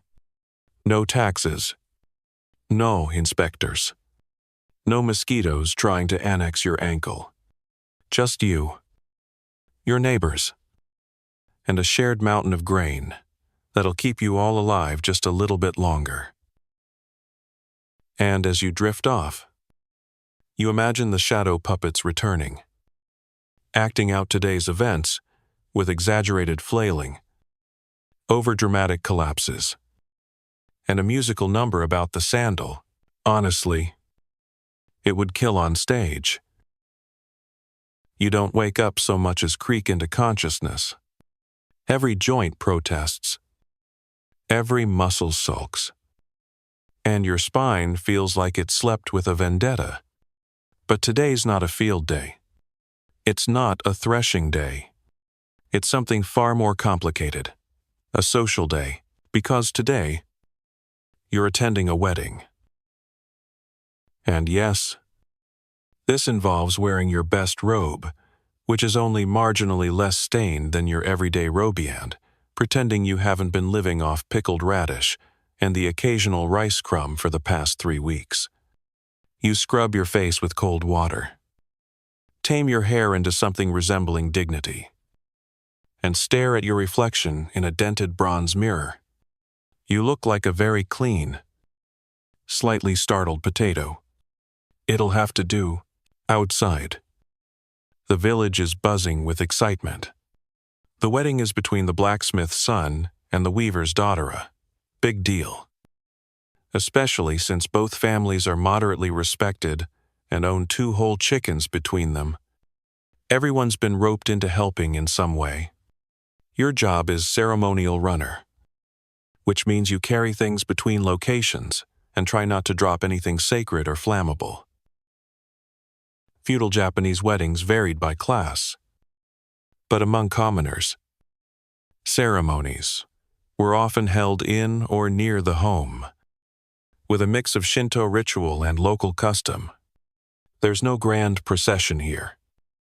No lacquered palanquins or silk fans, just a borrowed sake cup, a pine branch, and a whole lot of well-rehearsed smiling. You head toward the blacksmith's house, where the groom is being doused with rice flour and then dusted off like a sacred dumpling. His robe is freshly dyed indigo, and he looks mildly panicked, like a man who's just realized marriage is forever. But he still doesn't know how to fold a futon. The bride arrives soon after, carried on a small cart decorated with reeds, bells, and the village's only surviving strip of red silk. She looks calm, poised, and probably sweating buckets beneath her multiple layers. You notice she's wearing socks, white ones, the height of elegance. You try not to stare. You help carry offerings to the tiny altar near the shrined fish, a bundle of rice, and a symbolic pine bough.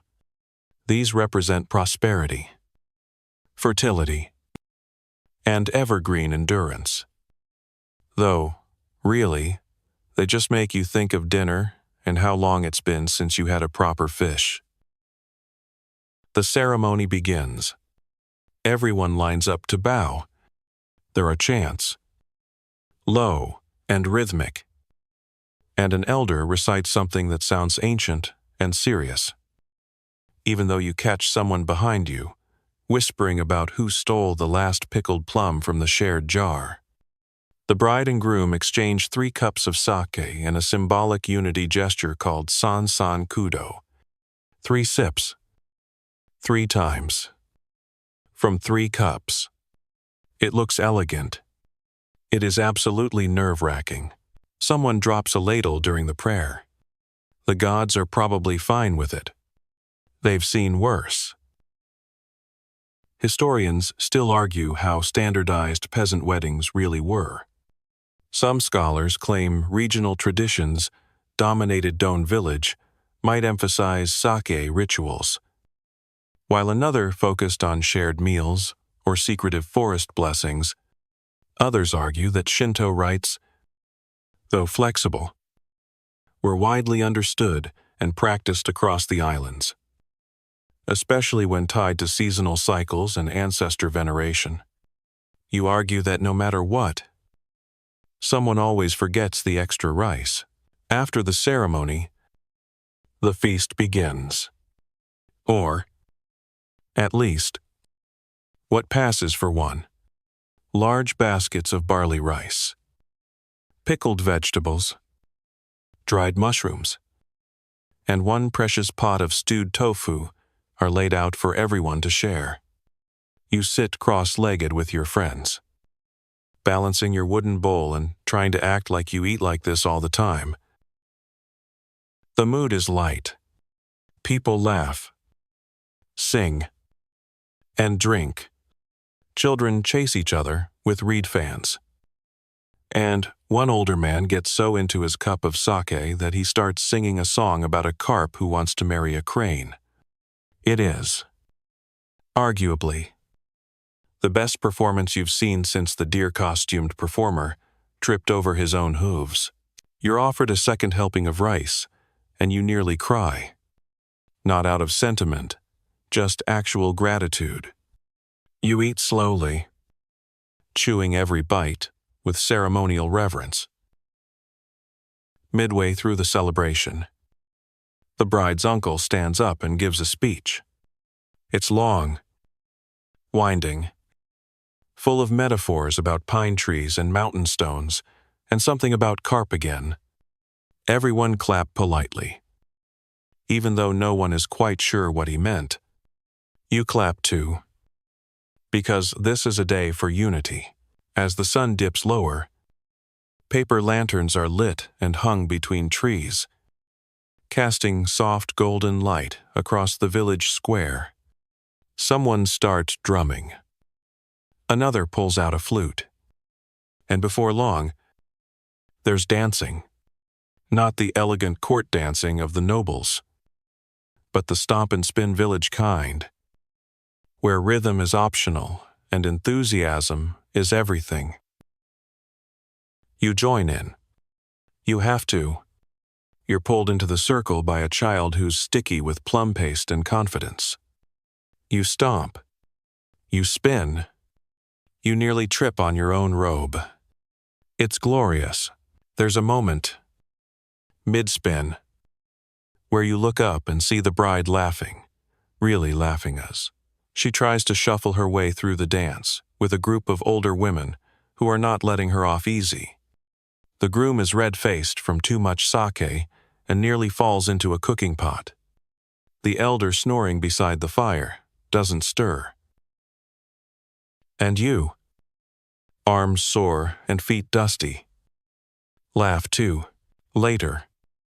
As the drums fade and the guests begin to trickle back to their homes, you help gather leftover food and extinguish lanterns. Someone hands you a final rice ball wrapped in a leaf. You bow, thank them, and tuck it into your sleeve like treasure. Back at your hut, you sit on your mat. The rice ball still warm in your hand. You bite into it slowly, savoring the sesame salt center, and think, today, no fields, no tax talk, no outhouse despair, just joy, human and imperfect, stitched together with food, firelight, and a bit of red silk. And as you lie back and listen to the last notes of flute echo in the distance, you realize feudal life is brutal. Yes, but sometimes, it danse, you wake up with sore legs, a scratchy throat, and a vague memory of doing something rhythmically embarrassing in front of half the village. The wedding's over. The drums are silent, and the only music left is the chirping of cicadas, which sound less like a gentle lullaby and more like an insect riot in surround sound. Today is quiet. No ceremonies. No inspectors. No theatrical deer. Just chores. An entire day of them. The kind that don't come with feasts or applause or slightly over-fermented sake. You sigh, roll up your mat, and begin. First up, patching the roof. Again, the recent storm did its usual damage loose reeds. Soggy straw, and one very bold squirrel who tried to move in rent-free. You climb up carefully, gripping the wood beams as you shuffle along the slope, trying not to slip into your neighbor's vegetable patch like last time. She still brings it up. You still pretend to laugh. You replace the worst of the damage with fresh thatch, tying the bundles tightly with twine, made from rice straw. Your hands ache. Your back aches. And your soul, frankly, would prefer a nap. But every peasant in Japan knows a leaky roof invites disaster, especially in summer. Mold, rot, angry, ancestral, spirits all of them. Allegedly. Prefer moist ceilings. Historians still argue whether peasants frequently maintained their homes themselves or relied on communal building days. Some sources suggest village-wide repairs were common, with everyone pitching in for larger projects. Others point to evidence of individual maintenance, especially among families who couldn't spare the labor to help others. Either way, it's you and this roof today, and you've already lost the fight with a spider the size of a rice bowl. After hours of climbing, tying, adjusting, and arguing aloud with non-sentient beams, you declare it probably waterproof and climb down. Your legs wobble. Your shirt clings. Your dignity slips a little. Next, laundry. You load up a wooden basin with your robes, hauling them to the stream, where the village women are already gathered. Some are scrubbing, some are rinsing, and a few are deep in gossip, so intense it could fuel a fire. You nod politely, take your spot, and begin pounding your clothes against a flat rock with more force than necessary. It's cathartic.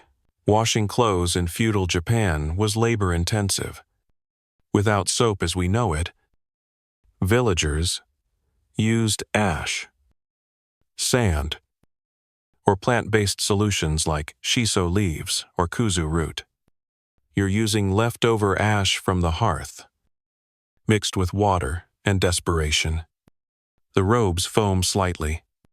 You consider that a win. You glance upstream where a child is attempting to ride a floating gourd.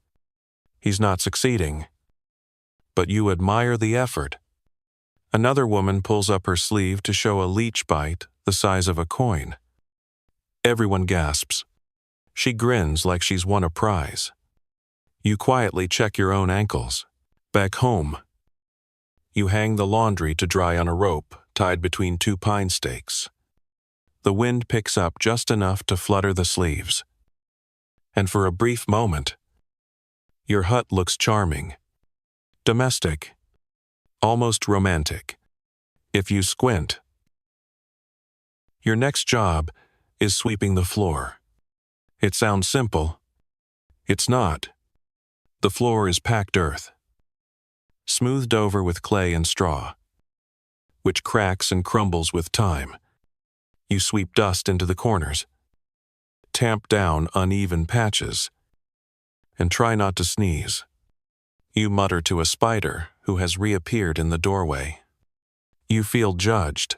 While sweeping, you uncover something shiny, wedged in the floor, an old coin, possibly dropped during last year's New Year's prayers. You pocket it without hesitation. That's a blessing. Or at least a snack. You'll trade it for something salted later. Cleaning in feudal homes was about more than hygienite was ritual. Clean homes were seen as respectful to ancestors and necessary to invite good fortune. Even the poorest huts were swept, dusted, and purified before major events or seasonal shifts. You think of your grandmother muttering as she swept every morning, chasing bad luck out the door with a birch broom and a death glare. Now comes the least favorite task, mending clothes. You sit cross-legged with a needle made from bone, a thread pulled from an older, already retired robe, and a level of patience you didn't know you had. You sew patches onto patches. Your robe looks like a quilt assembled by someone with only 4 colors and a slight grudge against symmetry. One sleeve has been stitched so many times it no longer moves properly, it just kind of flaps in protest. You consider naming it Flappy. A good, solid name. The sun is dipping when you finish. The house smells of straw, ash, and the faint aroma of whatever lives under the floorboards. You light a small oil lamp and sit back, admiring your freshly cleaned, newly mended, questionably sealed home. You feel strangely proud. There's no celebration, no song, no rice ball reward, but there's satisfaction. Dinner is humble. Leftover millet, a scrap of dried mushroom, and a pickled root that's slightly more vinegary than memory serves. You chew it slowly, grateful for the tang. You eat on your doorstep, legs dangling, watching fireflies blink to life in the fields. You wave to your neighbor. She waves back. Her goat escapes. Again. You pretend not to notice as you climb into bed. Body tired but oddly settled. You think about how much effort it takes just to maintain the basics. A roof that doesn't drip. Clothes that don't disintegrate. Floors that aren't home to tiny civilizations. It's a full-time job, and you're already supposed to be a farmer. A servant. A taxpayer. And now, apparently, a spider diplomat. Still, you drift off to sleep, wrapped in patched fabric. Under a roof, you fixed. In a hut you swept. Knowing that, at least for tonight, everything is holding together, and in a world that gives so little, that's something worth holding on to. You're woken before dawn not by roosters or bells, or the sound of wind against your roof, which is, by some miracle, still holding, but by a slow, deep, rhythmic drumming. It's distant but deliberate, like the heartbeat of the land itself. You sit up, immediately alert, which is unusual for you at this hour. The drumming means only one thing, a procession. You throw on your cleanest, least crunchy robe and head toward the village road, joining the small crowd already gathering near the shrine. Everyone is whispering, shifting from foot to foot, straining to catch a glimpse before it arrives. You see elders sitting with dignity, children squirming with barely suppressed excitement, and the village priest already sweating in full ceremonial robes. Finally, the procession comes into view, an austere, dignified column of retainers, drummers, and one grand palanquin swaying between four heavily muscled carriers. It's not the Lord himself. Thank heaven, she only shows up when someone's being executed or extremely congratulated, but one of his officials, traveling through the region for a shrine inspection and a little public relations. You bow low as the palanquin passes, not out of love or admiration, but because failing to bow would mean a week of weeding the communal ditch with your fingernails. The official inside doesn't even look out, but a steward throws candy to the children, which momentarily redeems the whole experience. Feudal Japan thrived on ceremony. From imperial visits to harvest festivals to shrine inspections like this one, rituals created structure and hierarchy in a world where everything else crops. Weather. Health was wildly unpredictable. Historians still argue whether these processions served the people or simply reminded them who was in charge. Probably both. And also, it gave bored villagers a reason to wash their feet. Once the procession is out of sight, the village quickly erupts into quiet chaos. Today, you must prepare for the seasonal shrine offering. It's not a grand festival, but it is expected. The rice needs to be polished, the shrine swept, and the ceremonial streamers shide cut and hung just right. You're not technically part of the shrine staff, but you once made a decent knot for a lantern, and now you're on the list. You spend the morning at the shrine grounds, sweeping the stone steps and picking moss from the base of the Toria gate, with the focus of a monk and the grumbling of a tired mule. You burn incense, clumsily string paper charms, and try not to inhale too much ash when the wind shifts. You also notice that someone has carved a crude likeness of the tax inspector into the wooden offering box. You don't report it. In fact, you add a little mustache. By midday, the preparations are complete. The shrine shines like a lacquered bowl in the sunlight. The incense still curling up in lazy tendrils. You bow at the altar.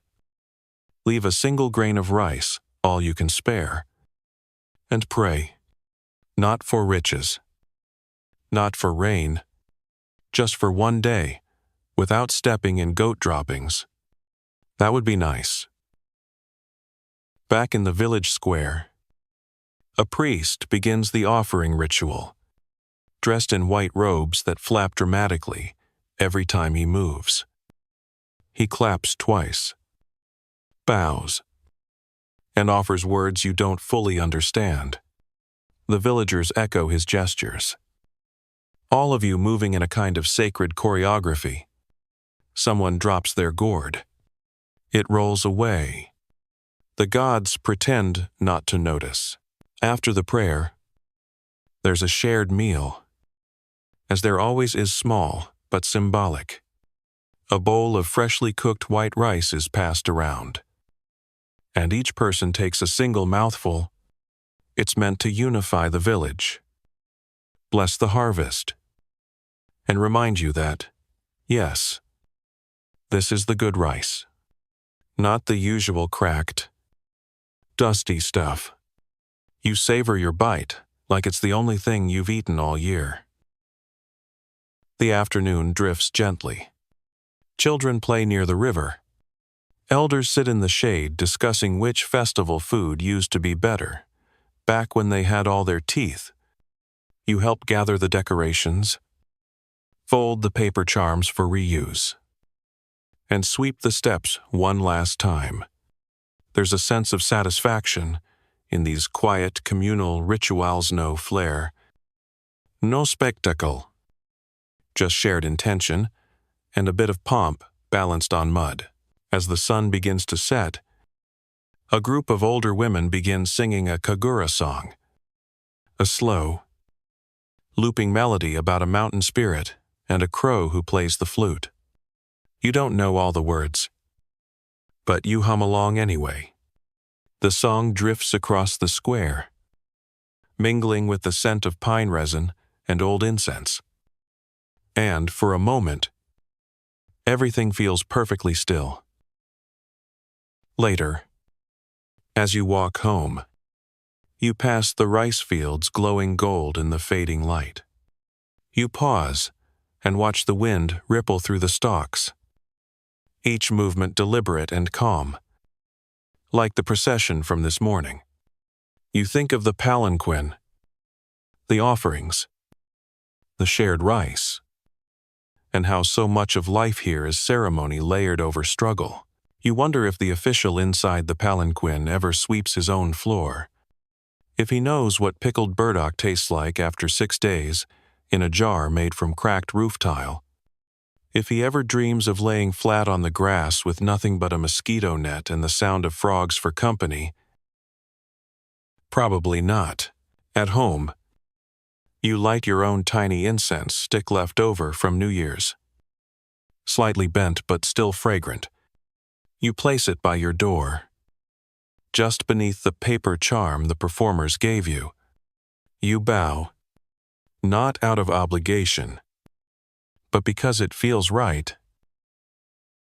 Dinner is leftover barley and a scrap of tofu you managed to trade from the shrine keeper.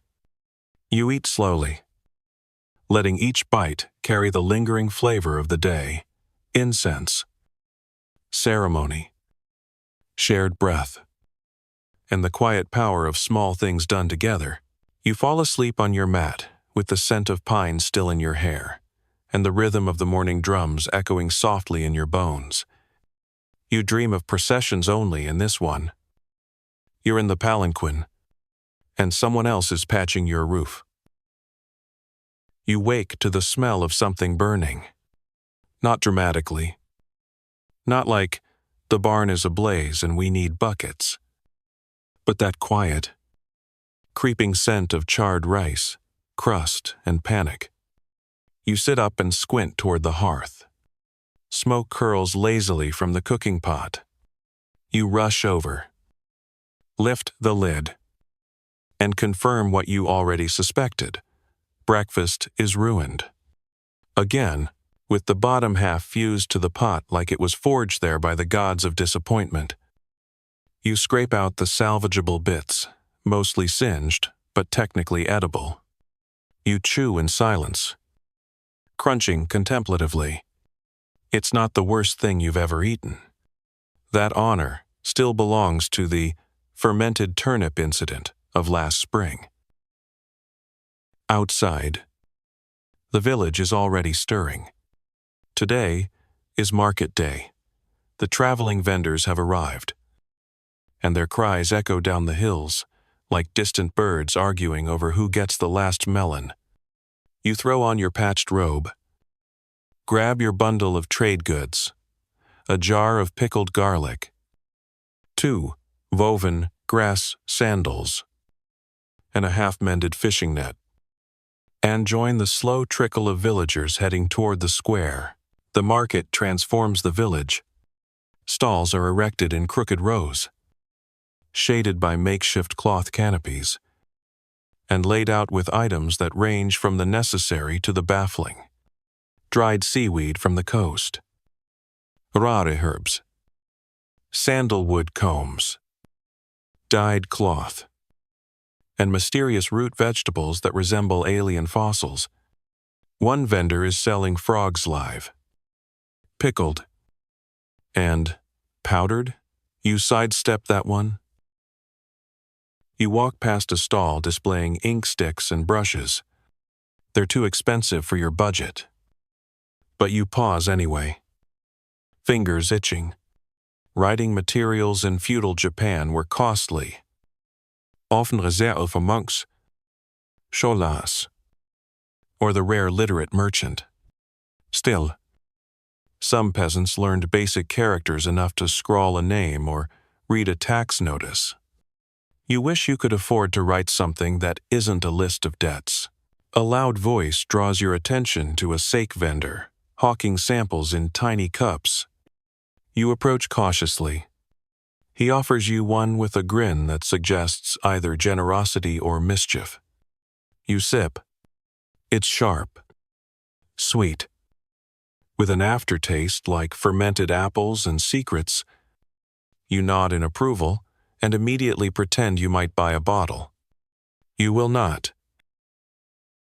As you move through the market, you trade the sandals for a small bag of barley flour, the fishing net for a dried eel tail, and the garlic precious, pungent, and dearly missed by your neighbors for a delicate painted bowl. Completely impractical, utterly unnecessary. You love it instantly. Historians still argue how often peasants participated in markets. Some evidence suggests rural villagers visited markets infrequently, perhaps monthly or seasonally, due to distance or obligation. Others point to village-adjacent communities, where small local markets played an integral role in supplementing diets and social connections.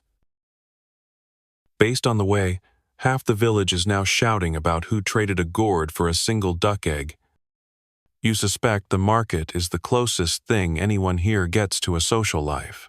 You pause to admire a puppet show, mid-performance 2 figures, dancing awkwardly to the rhythm of a flute, reenacting a fable about a monkey who tries to cook rice by shouting at it. Spoiler: it does not work. The children are howling. You laugh too, caught off guard by how good it feels to just stand in the sun and laugh.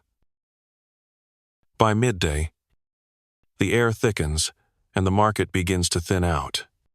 Vendors shout their final prices. Children collapse from too much excitement. And the frogsies.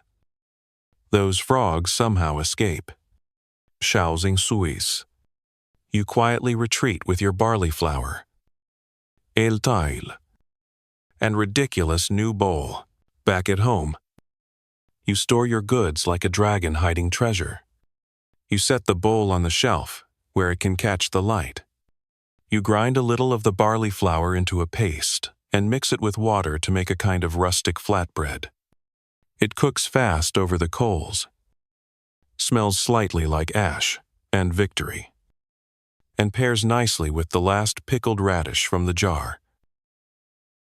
You chew slowly, savoring every gritty, oddly satisfying bite.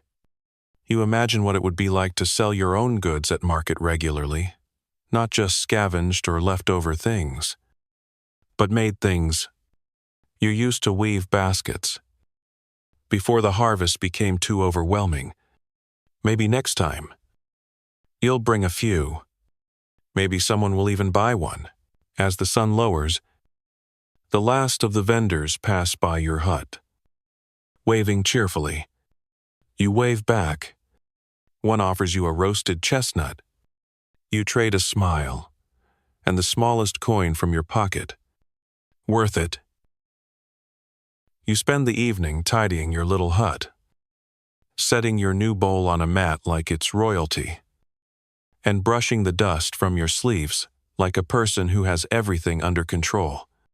You don't, of course, but you've got food for dinner, something pretty to look at, and a head full of puppet fables and sake samples.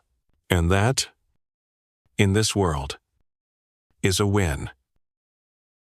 Before bed, you lie flat and replay the day in your mind, each sound, each smell, each ridiculous item. You remember the frog stand. You wonder where those frogs went. You hope they don't find your laundry. And as you drift off, belly full and brain slightly tipsy from second-hand sake, you dream of your own stall. One day, selling baskets, stories, or maybe just a single, perfect painted bowl, shining in the sun like hope on a straw mat.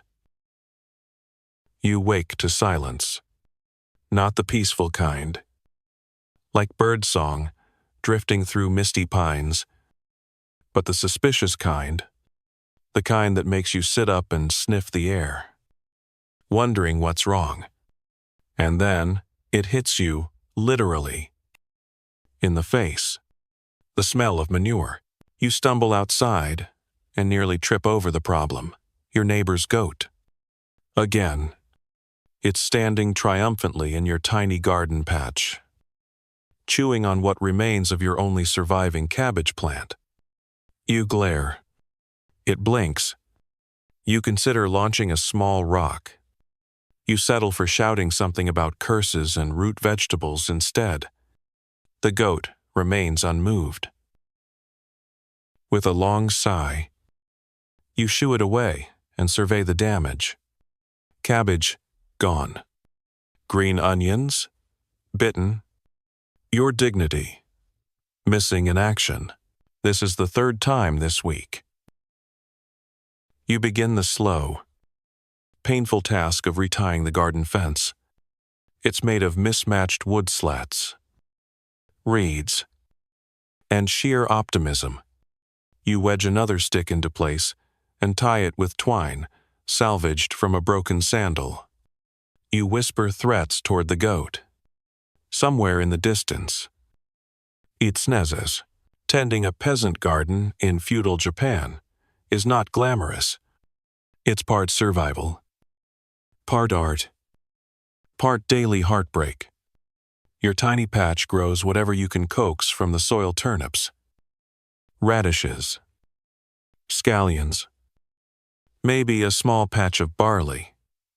If you can keep the birds from staging a coup, you water it with a gourd dipped from the stream.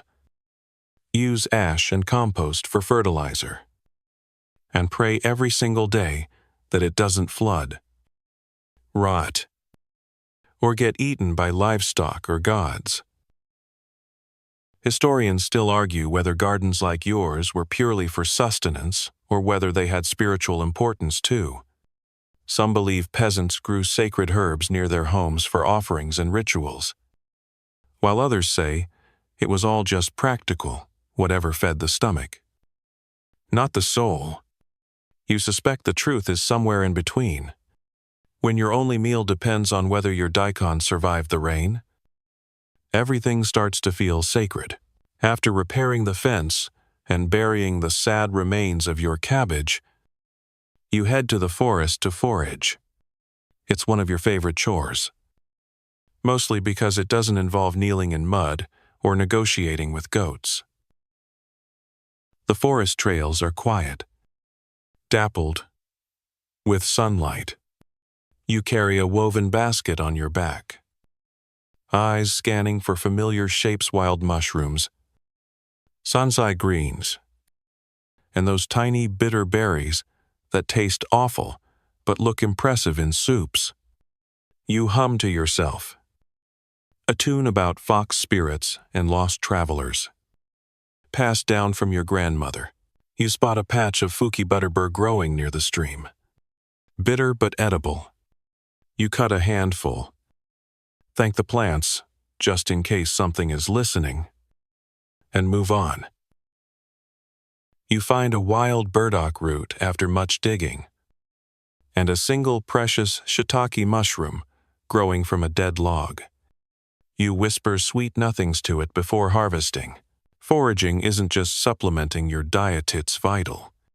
With rice stocks low and cabbage crimes rampant, wild greens and roots are your insurance against starvation. Of course, one wrong mushroom can also turn your intestines into an origami project. So you tread carefully. You remember the time the village idiot mistook poisonous torikabudo for edible sprouts and spent 2 days hallucinating that the well was singing to him. He now talks to frogs with alarming confidence. Back in the village, you pass the shrine and leave a single burdock leaf as an offering. It's not traditional, but it's heartfelt. You also mutter something about goats and divine justice. Just in case the kami are feeling vengeful, you return home, empty your basket, and begin prepping the greens. The butterbur is boiled to leach out the bitterness. The mushroom is sliced thin and left to dry near the hearth. And the burdock goes into a stew with miso paste and whatever else is still edible. You sip the broth. It's okay. Strong earthy notes with hints of don't starve. As evening falls, you kneel near the garden, running your fingers through the soil, checking for sprouting bulbs. You find one tiny, stubborn, trying its best. You smile, pat the dirt, and whisper encouragement like it's a child. Before an exam, the goat watches from across the path, chewing thoughtfully. You watch it back. The standoff is tense. Dinner is modest. Your miso stew, a few cold rice clumps from yesterday, and a single pickled plum you've been hoarding. You place the plum in your new painted bowl, because sometimes aesthetics matter more than sense. It looks beautiful, tastes like sewer. Lightning. You love it. Before bed, you hang your foraging basket on the wall, patch a new hole in your robe with more scrap cloth, and write a tiny mark on the floorboard beside your mata tally of sorts. Not days, not seasons, just times you made it to bed full, even a little. You lie back on your mat, the air heavy with the scent of stew and dust and goat. You close your eyes, and in your dreams, the garden flourishes. The goat becomes a benevolent, guardian spirit. Your cabbage glows like jade, You wake, smiling, which lasts right up until you hear it chewing again.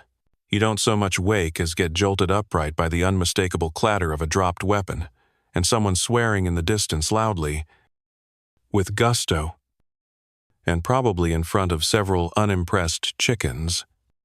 You pull on your robe, shove your feet into your straw sandals, and step outside just in time to see the night watchman chasing his own hat down the road. He's supposed to be guarding the village. You know this. He knows this. The gods probably know this. And yet, there he is, tangled in his sash, yelling about sudden breezes as his hat tumbles past you like a very slow demon on wheels. Welcome to security. Feudal Japan style. The village night watch often, just a lone peasant or two with a wooden staff and a bell was, tasked with patrolling after sundown, deterring thieves, alerting neighbors to fires, and generally pretending the village wasn't completely at the mercy of bandits and bored samurai. You watch your designated guardian retrieve his hat, put it on backward, and resume his patrol by loudly smacking his staff against the ground. The chickens scatter. You suspect that's about as effective as it gets. You shake your head and walk toward the village center, where a few other villagers are gathering near the watch post, a small hut with a brazier, a few wooden stools, and a rack of emergency bells that haven't been used in years. At least one of them is half melted. No one asks how. The watchmen are rotating shifts today. You're not on the list, but your neighbor is, and he's already trying to pawn his slot off in exchange for a rice ball and half a pickled cucumber. You consider it, briefly, then remember the time he let his goat into your garden and politely decline. Instead, you're here for the gossip, because if there's one thing the night watch does better than watching, it's talking. Someone claims to have seen a fox spirit near the well last night, glowing eyes, floating lantern, the whole theatrical production. Someone else insists it was just the old priest wandering around looking for his walking stick again. The debate is heated, but friendly. You sip from a warm cup of barley tea and listen, enjoying the camaraderie that only exists in the space between chores and darkness. Historians still argue how formalized these village night watches actually were. Some believe they were a regulated system imposed by local officials, with designated guards, patrol schedules, and harsh penalties for failure. Others think they were informal, shifting duties handled by whoever drew the short straw that week. Based on the current conversation about whose turn it is to chase off the local raccoon again, you're leaning toward informal. As the sun dips, the watchmen light the brazier. The flames crackle cheerfully, and one of them breaks out a flute. It's badly tuned, slightly chipped, and played with a level of confidence unmatched by talent. Still, it adds ambience. You sit cross-legged and let the warmth seep into your knees. Someone starts carving a wooden charm meant to protect against wandering spirits. It looks suspiciously like a chicken. You don't say anything. You eventually head home, walking the well-worn path in the dimming light. Stars flickering overhead. It's a clear night, cool and breezy, with the faint scent of pine and charcoal drifting on the air. You pass the shrine, bow once, and continue toward your hut, and then you hear it. A rustling, soft, subtle, just off the path. You freeze. Bandits? Fox spirits? The priest again? You squint into the darkness and spot two gleaming eyes, low to the ground, staring. You step closer. It's the goat. You sigh so hard your lungs protest. The goat blinks, snorts, and trots off towards someone else's garden. You let it go. Vengeance can wait. Back at home, you check the door latch, tug the window screen closed, and light your tiny oil lamp. The glow flickers gently, illuminating the outlines of your modest possessions. You sit by the hearth and toast a leftover rice ball over the embers. It crisps slightly, the outside turning golden, the inside warm and chewy. You eat it slowly, savoring the quiet, and then, just as you're about to crawl into bed, you hear the night bell. Once, then again, then 3 more frantic times. You leap up, heart pounding. Is it fire? Thieves? Fox spirits finally fed up with the bad flute music? You rush outside with half the village in tow, only to find the night watchman hopping on one leg. He stepped on a thorn. The emergency bell is now slightly cracked from overuse. The villagers disperse. Muttering, you return home, deeply unsure whether you feel more amused or alarmed. Possibly both. You lie back on your mat, the oil lamp sputtering out.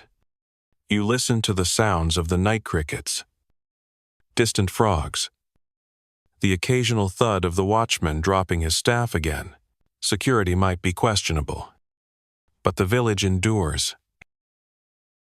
And, as you drift off, you dream of a night watch that actually watches, goat-proof fences, and a warning system that doesn't depend on someone's foot meeting nature at an unfortunate angle.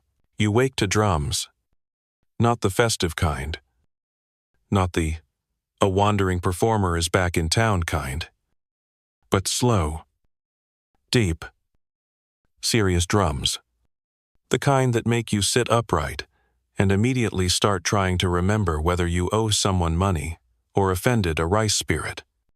You throw on your robe and hurry to the village square, where a small crowd has already gathered under the early morning mist. At the center, near the shrine, stands a tall bamboo pole tied with streamers. And just beneath it, 2 families facing each other, the blacksmith's younger brother and the miller's daughter. A wedding. You breathe a sigh of relief. No tax collectors, no punishment parades, just a marriage ceremony. But still, it's nothing like the joyful, laughing wedding you danced through a few weeks ago. This one is quiet, careful, tense, even. Turns out, this isn't a love match, it's a consolidation. 2 families merging resources to survive the next harvest. The bride looks elegant in her robe, face powdered, hair expression unreadable. The groom bows repeatedly, each one lower than the last, like he's trying to vanish into the earth out of sheer formality. You quietly join the edge of the gathering. You know better than to ask questions, but the whispers ripple anyway. The miller's family needed the blacksmith's tools. The blacksmith's brother needed the dowry grain. It's a marriage made less in heaven and more in practicality. Feudal Japan wasn't exactly the age of romance. At least not for the common folk. Marriages were often arranged, sometimes as early as childhood, with the family's survival taking top priority. Historians still argue how much say women truly had in these arrangements. Some believe village women held more influence than their elite counterparts, negotiating terms with surprising boldness. Others point to temple records and family logs that show decisions made entirely by male elders. Either way, today's bride says nothing. She just bows, takes the groom's hand, and the two of them step toward the shrine. The ceremony is brief bowing, chanting, an exchange of sake, and offerings placed at the foot of the altar. There are no gifts, no feast, no soaked uncles singing about carp. Just a few rice cakes shared quietly between families and a round of respectful nods. After the ceremony, you catch a glimpse of the bride alone by the stream, rinsing her hands. Her reflection stares back at her, rippling slightly. Uncertain, you look away. Moments like this feel too private for witnesses. Back in your own corner of the village, you return to work. There's no holiday for wedding guests unless you're directly involved, and you're only adjacent to the drama. Today's task is gathering firewood from the nearby grove. Not glamorous, not interesting, just essential. You head out with your basket and your sickle, stepping along the narrow footpath that winds through ferns and tall grass. The air smells like wet leaves and old pine. You pick through fallen branches, collecting the driest you can find, ignoring the ones swarming with ants or already half-eaten by fungi. You spot a few mushrooms and pause. You think they're edible? They might not be. You take two anyway. Risk tastes better with miso. By noon, your basket's full and your arms are scratched. You sit under a tree, peeling a steamed sweet potato you brought for lunch. It's still warm.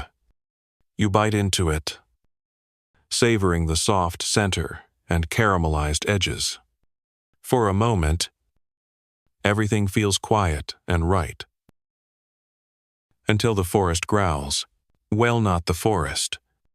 The boar. You freeze. A rustling in the underbrush becomes crashing. A pig-shaped blur charges through the brush ahead. You barely dodge behind a tree. The boar large, muddy, and completely uninterested in you barrels past, squealing as though it's late for a very angry meeting. A hunter chases behind, waving a spear and shouting. You make a note to never eat loud snacks in the woods again. Boars were a genuine threat in feudal Japan. They raided crops, damaged fences, and occasionally injured unlucky farmers.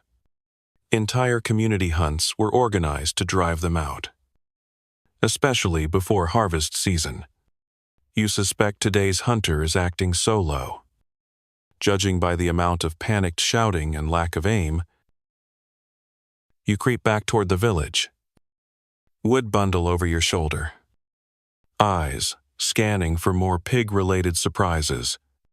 You pass the hunter's friend with a net, who nods grimly and disappears into the trees. You don't ask questions. At home, you stack the firewood neatly, feeling the comforting rhythm of routine return. The air is cooler now, and you know colder nights are coming. You'll need every last logand, maybe a better wall patch. You reward yourself with tea. Weak, slightly bitter, but warm. You sip it while watching the shadows stretch across the courtyard. The newlyweds pass by. She walks slightly ahead of him. Expression unreadable. He glances at her, then away. Neither speaks. You hope they find some comfort in each other eventually, or at least a shared hatred of goats. That night, you light a small fire and toast another rice ball. This one has a chestnut in the center, gifted by an elder who said, you reminded her of her son, always hungry, always tired, always trying. You take that as the highest compliment.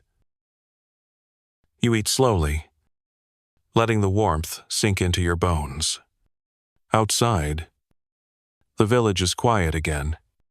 No drums, no processions. Just the steady rustle of wind in the trees and the distant bark of a dog keeping time.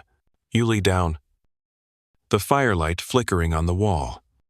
You wonder if your future is also tucked into some arrangement, waiting in someone else's negotiation. You think about the bride, the boar, the way a life can shift in a single morning, from normal to something entirely new.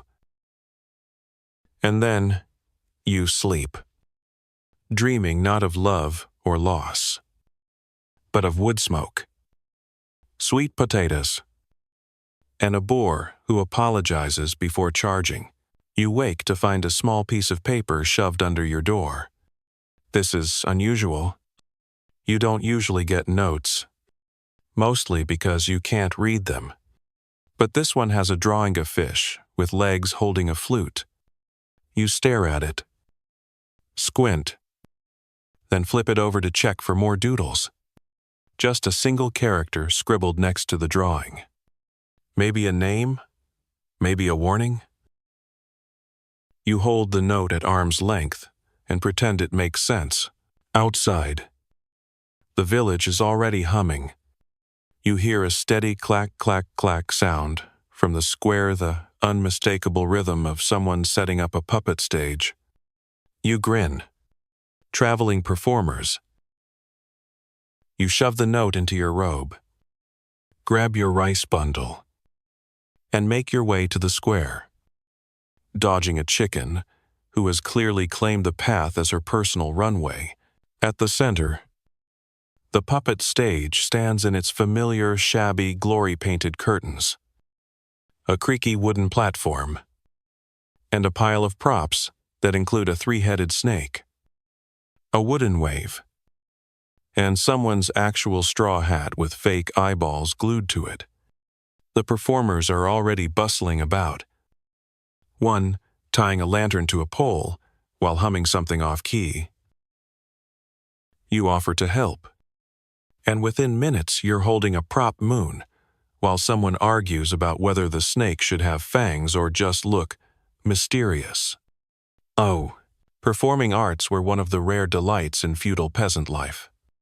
Puppet shows, traveling musicians, and amateur theater brought absurdity and wonder to otherwise relentless routines. Historians still argue whether these performances were purely entertainment or subtle tools for social commentary, mocking samurai, satirizing landowners, or sneaking in bits of protest under the veil of comedy. You don't know about that. But you do know the fish flute monster from last year made you laugh so hard you dropped your soup. You settle in near the front as the show begins. The crowd quiets. A puppet hops onto the Stygia's small farmer in a patched robe, suspiciously resembling half the audience, and begins arguing with a rice demon over who owns the mountain. The puppets bob and flail dramatically. A small child behind you starts imitating them, complete with exaggerated bowing and honorable squeaking. Then the fish flute monster appears. You blink. It looks exactly like the one on your mystery note. It sings, or tries to. It makes a noise like a whistle falling down a well. The crowd roars with laughter.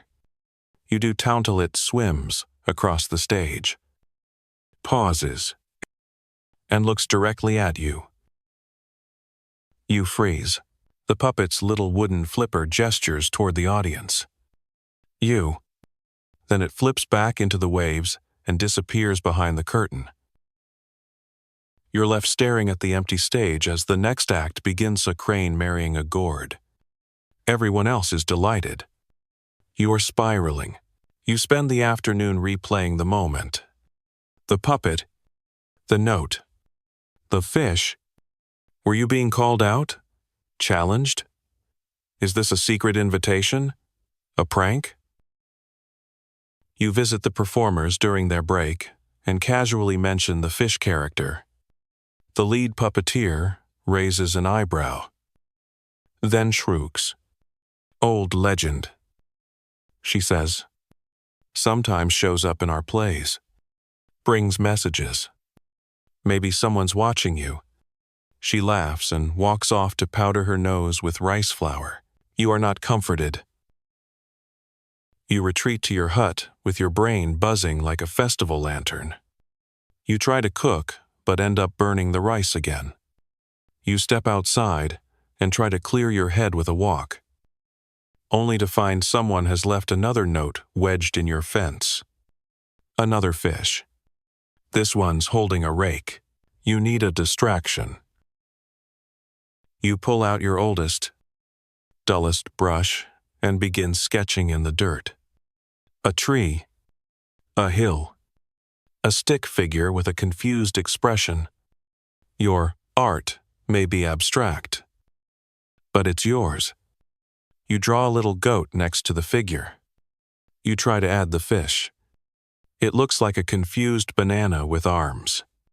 You give up. Art for peasants was rare, fleeting, and mostly practical. A carved bowl, an embroidered sash, a painted charm hung on a shrine. But it existed because even when life was a grind, people still wanted to make. Historians still debate how much of Japan's famed folk art came directly from peasant communities.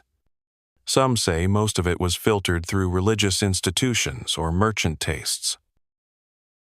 Others argue there was a rich, independent creative tradition hidden in villages like yours, expressed in secret murals, anonymous poetry, and, yes, weird puppet fish. Later, as night falls and the crowd gathers for the final performance, you sit at the edge of the lantern light. The fish appears again. This time, it's riding a cloud and throwing pickled plums at a samurai.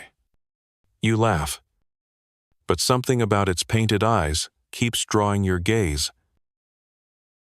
You dream that night of waves and stage curtains, of writing you can suddenly understand, of the fish calling your name in a whisper that sounds like flutes and firewood. You wake with a start. The sky is just turning gray. Another note sits at your door. This one has no fish, just a perfect little drawing of your hut. You stare at the note like it might blink. It doesn't. It just sits there on your doorstep quiet, flat, and incredibly unsettling. A neat ink drawing of your hut, down to the sag in the roof and the tiny cabbage patch, R.I.P. Prosen, in the corner. It's good. Too good. Whoever drew it has been watching. You pick it up carefully, half expecting it to combust or start chanting. Nothing happens. You flip it over. Blank. So, that's fine. Definitely not a mysterious sign that you're being observed by someone with too much time and a knack for brushwork. You stuff the note inside your robe and head toward the well. Because nothing clears a possibly haunted morning, like bucket hauling and splashing cold water on your face, until your regrets freeze and fall off. At the well, the usual crowd is gathered. A few neighbors with gossip, a kid pretending to be a ninja, and old man Teruo mumbling about rice spirits again. You ask casually, very casually, if anyone's seen mysterious artists lurking near your hut. Most shake their heads. One lady offers you a pickled plum and says, "Maybe you've got a secret admirer." You nod, pretend to laugh, and choke a little on the plum's sheer vinegary power. Then she adds, more seriously, might be them? You blink. Them? She leans in. Eta. You pose. The conversation shifts. In feudal Japan, society was shaped like a very unforgiving pyramid. At the top, the emperor, then shoguns, daimyos, samurai, and so on, until you hit the bottom. And then you keep digging. That's where the Eta and Hinin lived. The outcasts, the non-persons, often assigned to unclean jobs like butchering animals, tanning leather, burying the dead, or cleaning up after public executions. You glance down at your ink-stained fingers and wonder, had someone from the outcast community been watching, drawing, sending notes? Historians still argue whether these groups had any form of organized cultural identity, or whether they simply endured quietly on society's fringe. But whispers persist of secret art passed through generations, coded messages in temple carvings, and outcasts who spoke truths no samurai could dare utter aloud. You wander down the southern path, curiosity gnawing. The edge of the village gives way to scrubby fields and the old stone kiln abandoned. Mostly, except by those no one officially acknowledges. You follow a narrow trail behind the kiln until you spot a cluster of worn huts, built low and quiet among the trees. Not hidden, just unnoticed. A figure is sitting cross-legged outside one of them, carving something into a piece of bark. Their hands are steady. Ink stains dot their robe. You hesitate. Then walk closer. They glance up, say nothing. You nod awkwardly and hold up the note. They look at it, then at you. Then, slowly, they smile. It's not warm, not exactly, but it's not hostile either. Without speaking, they pull out another piece of bark. On it, a tiny drawing of the fish puppet, now wearing a crown. You stare at it. The artist shrugs, as if to say, "It's just a thing I do." You both sit in silence for a while, listening to the wind rustling through the bamboo. Eventually, you stand, bow slightly, and turn to leave. As you do, they hand you one last piece of drawing of you, sitting by your fire, smiling at a rice ball. You try to say, "Thank you," but the words don't come out right. You settle for a half nod, half bow, half stumble combo, and walk back to the village. You spend the rest of the afternoon unusually quiet. You fix the fence, sweep the floor, eat your rice in thoughtful silence. You don't mention the drawing to anyone else. Not because it's dangerous, but because it feels like something sacred, like something meant to exist just between two people who live very different lives in the same narrow world. Later, as you lie on your mat, you pull the final drawing from your robe and set it beside your sleeping mat. The version of you in the sketch looks peaceful. Content, you don't feel quite that yet. But maybe someday.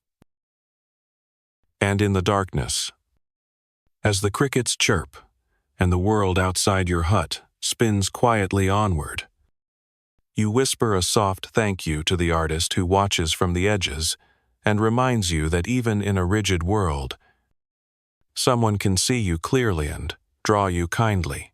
You wake with the drawing still beside you, The version of you in ink smiles up calmly, unbothered by splinters, hunger, or roaming goats. You tuck it into the rafters above your mat, a secret guardian above your head, and begin your morning routine stretch. Groan. Swat at the fly that's lived here longer than you, and step outside into a world that already smells like someone's burning millet. Today is no festival day, no puppet show or wedding to gawk at. It's one of those days you'd mark on a calendar, if calendars were a thing peasants actually used. Inspection day, which means your rice bundle must be tied just right. Your fence must be standing, ideally in a straightish line, and your face should not, under any circumstances, communicate sarcasm. The village is buzzing with last-minute polish and thinly disguised dread. You head to your garden to look useful. What's left of it? Anyway, the goat damage is visible but not catastrophic, and you manage to prop up a few wilted stalks to make them look like healthy crops instead of survivors of a small, hoofed hurricane.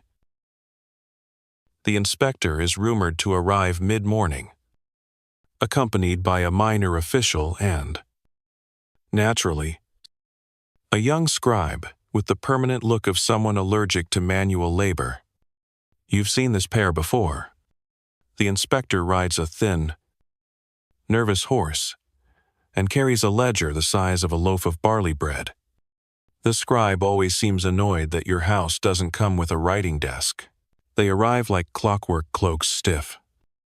Expressions stiffer. The villagers bow. You bow. The children, trained within an inch of their lives, bow so deeply they nearly faceplant into the dust. The inspection begins. It's more theater than evaluation nods. Grunts, pointing at bundles of firewood like it's their first time seeing it. The inspector frowns at your garden for just a moment too long. You quickly step in front of the fence like a bad actor blocking the stage.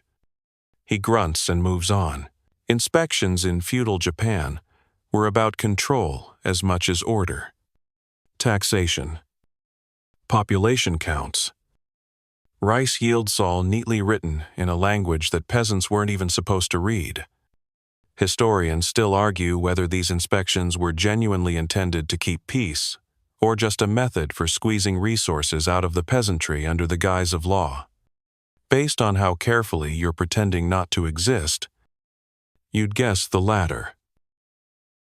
The inspector pauses at the home of your elderly neighbor, Aya-san, whose roof caved in during the last rainstorm and still hasn't been fixed. She offers him a small jar of pickled plum as a sign of respect. He accepts it with one hand, then immediately hands it off to the scribe like it's a poisonous mushroom. After 2 hours, the entourage finishes their sweep and heads toward the headman's house. Rumor has it that's where the real negotiations happen off the record, behind closed doors. With offers of sake and the occasional suspiciously plump chicken, you retreat to your hut, heart still racing, and flop onto your mat like you've just escaped battle. Which, in a way, you have.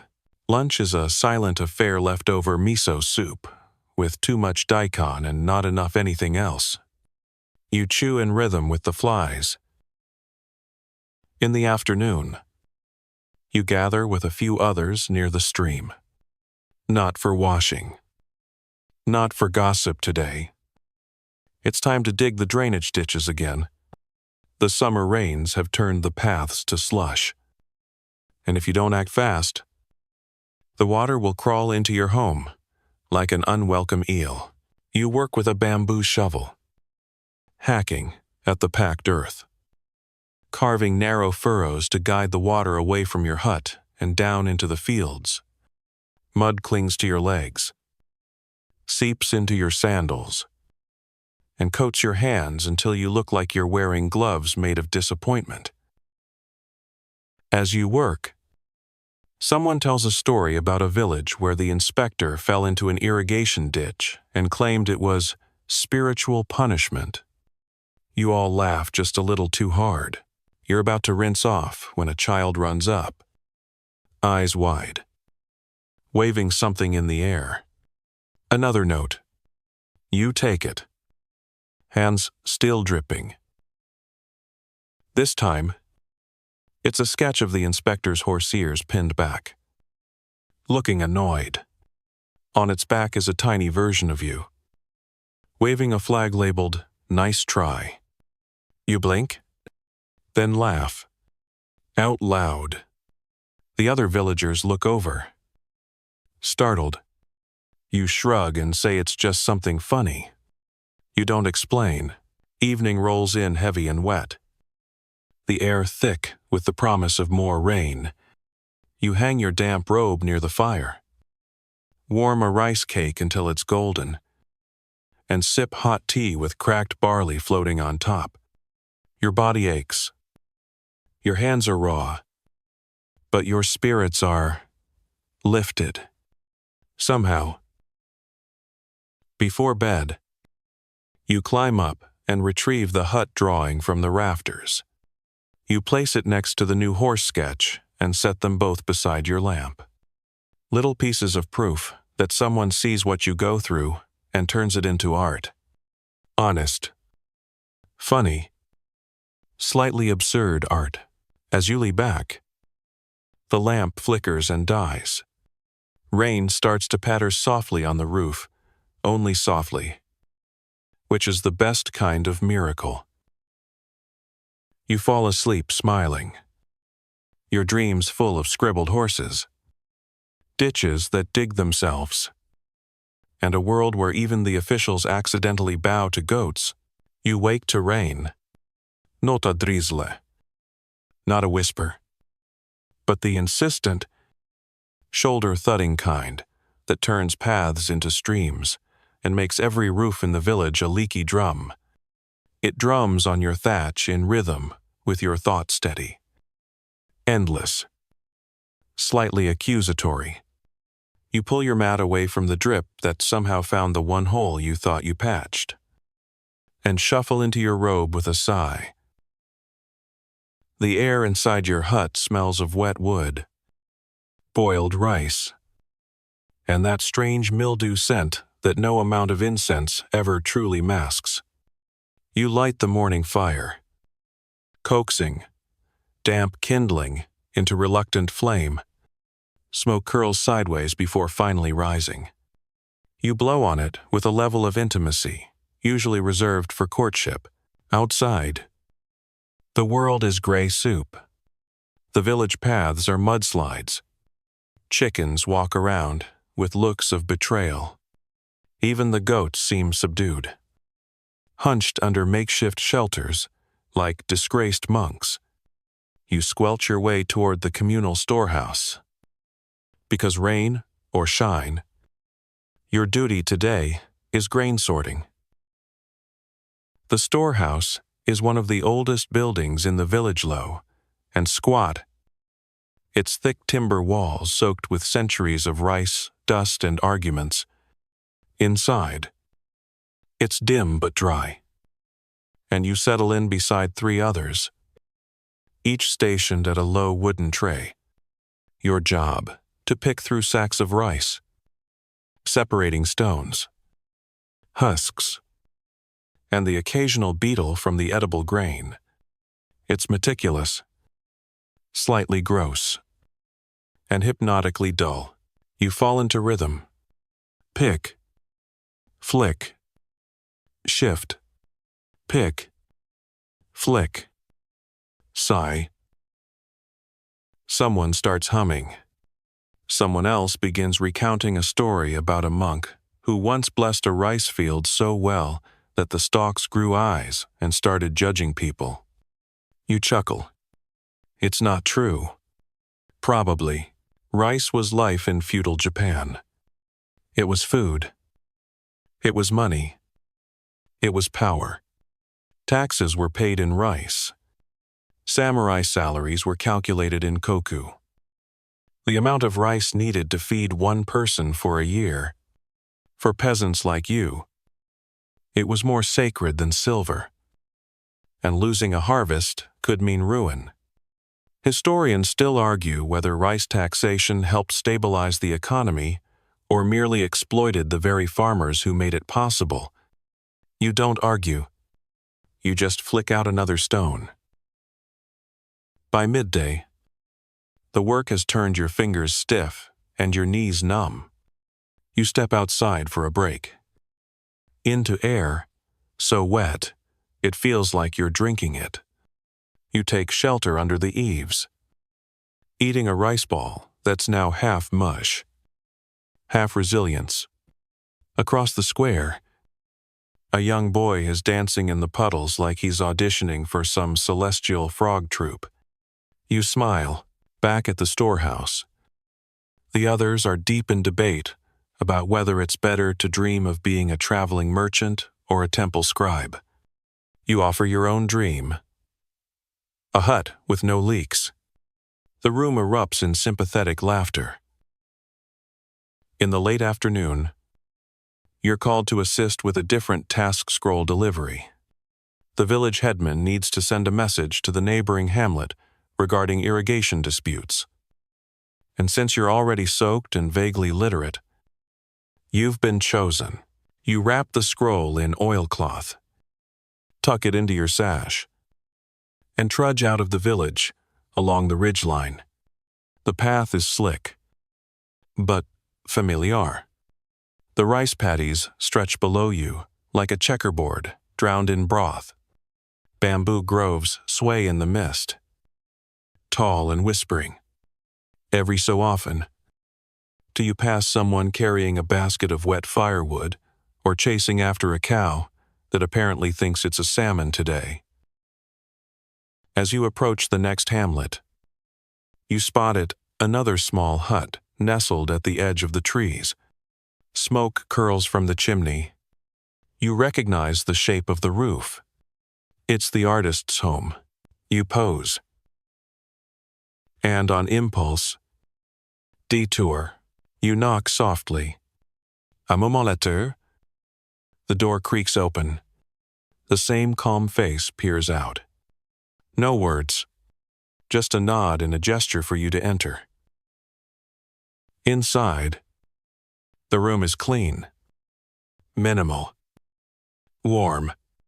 Scrolls and sketches line the wall scenes of village life. Animals, storms, shadows, laughter. You spot one of yourself again, this time carrying the infamous leaking pot on your head like a crown. You can't help it, you laugh. They hand you a scrap of cloth, folded carefully. Inside, a drawing of a rice plant, its roots curling into the shape of a foot. You blink, then realize it's you again, always walking, always carrying, always a little muddy. You nod in thanks. This feels like a conversation without sound. And somehow, that's enough. You deliver the scroll to the neighboring headman without incident.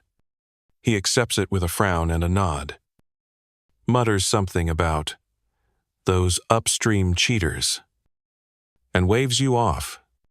Bureaucracy, even at the village level, never stops grumbling.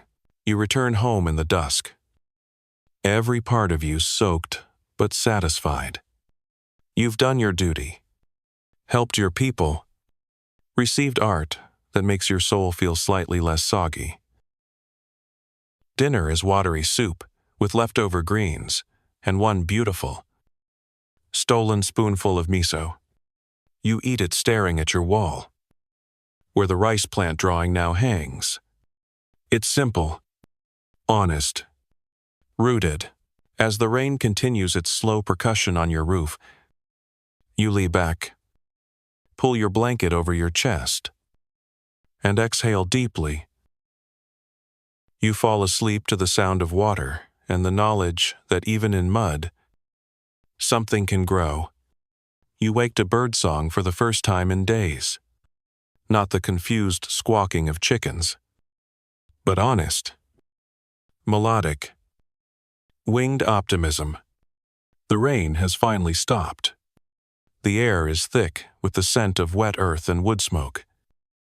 And the sun, not just a vague glow, but the actual sun pokes between clouds like it's sheepishly returning to work after a long vacation. You stretch, cracking joints you didn't even know existed, and step outside barefoot into the damp grass. It squishes between your toes. You close your eyes and let the morning light wash over you, as if it might refill whatever part of you had been slowly leaking out with every drip from your ceiling. The village feels new today. Clean, but not in a polished way clean, like a pot scrubbed down to the metal. People emerge from their huts with the tentative steps of survivors. Roofs are inspected. Mats are aired out. Chickens resume their campaigns of domestic sabotage. You spend the early morning hauling water from the well, checking your garden for flood damage. 3 drowned onions, 1 surviving scallion, and a slug the size of your thumb, and retying your sandals with twine that has clearly given up on life. But even with the chores, the day hums with possibility. Word spreads fast. Today is laundry day. Not by decree, not by ritual, but by the simple law of the sun's out. And if we don't dry these robes soon, they'll turn into sentient mold. You join the others near the riverbank. Arms full of damp robes, futon covers, and exactly 1 mystery sock that might not even be yours. The river is loud today, swollen and chatty. You kneel at the edge, scrubbing fabric against worn stones. The suds whisked away by the current. The other villagers sing as they work old melodies about summer rain and lovesick frogs. You chime in, off-key, too busy chasing down a floating sash to worry about pitch. Laundry days in feudal Japan weren't just practical, they were social. Time to catch up, swap stories, complain about goats, and form those invisible threads that keep a community stitched together. Historians still argue whether these gatherings were dominated by women or shared more equally by laboring families. In your village, everyone shows up because even the proudest robe eventually smells like mildew. At one point, the stream bank erupts in laughter as someone's underrobe floats away like a ghost with errands. Children cheer. The robe's owner, a large man with the patience of a stone lantern, sighs and begins wading after it.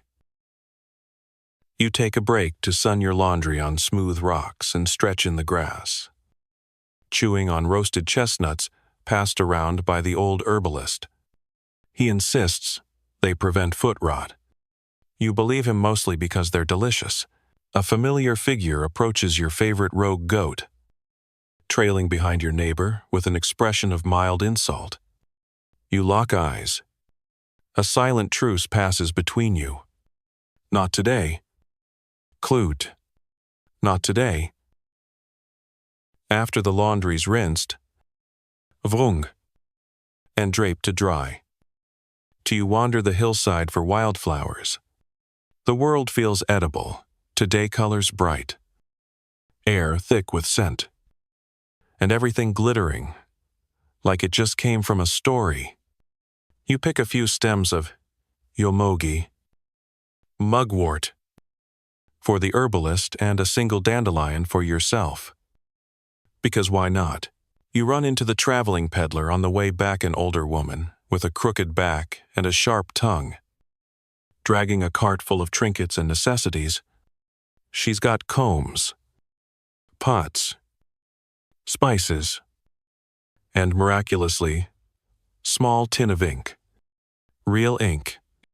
Not the soot water you've been diluting since last autumn.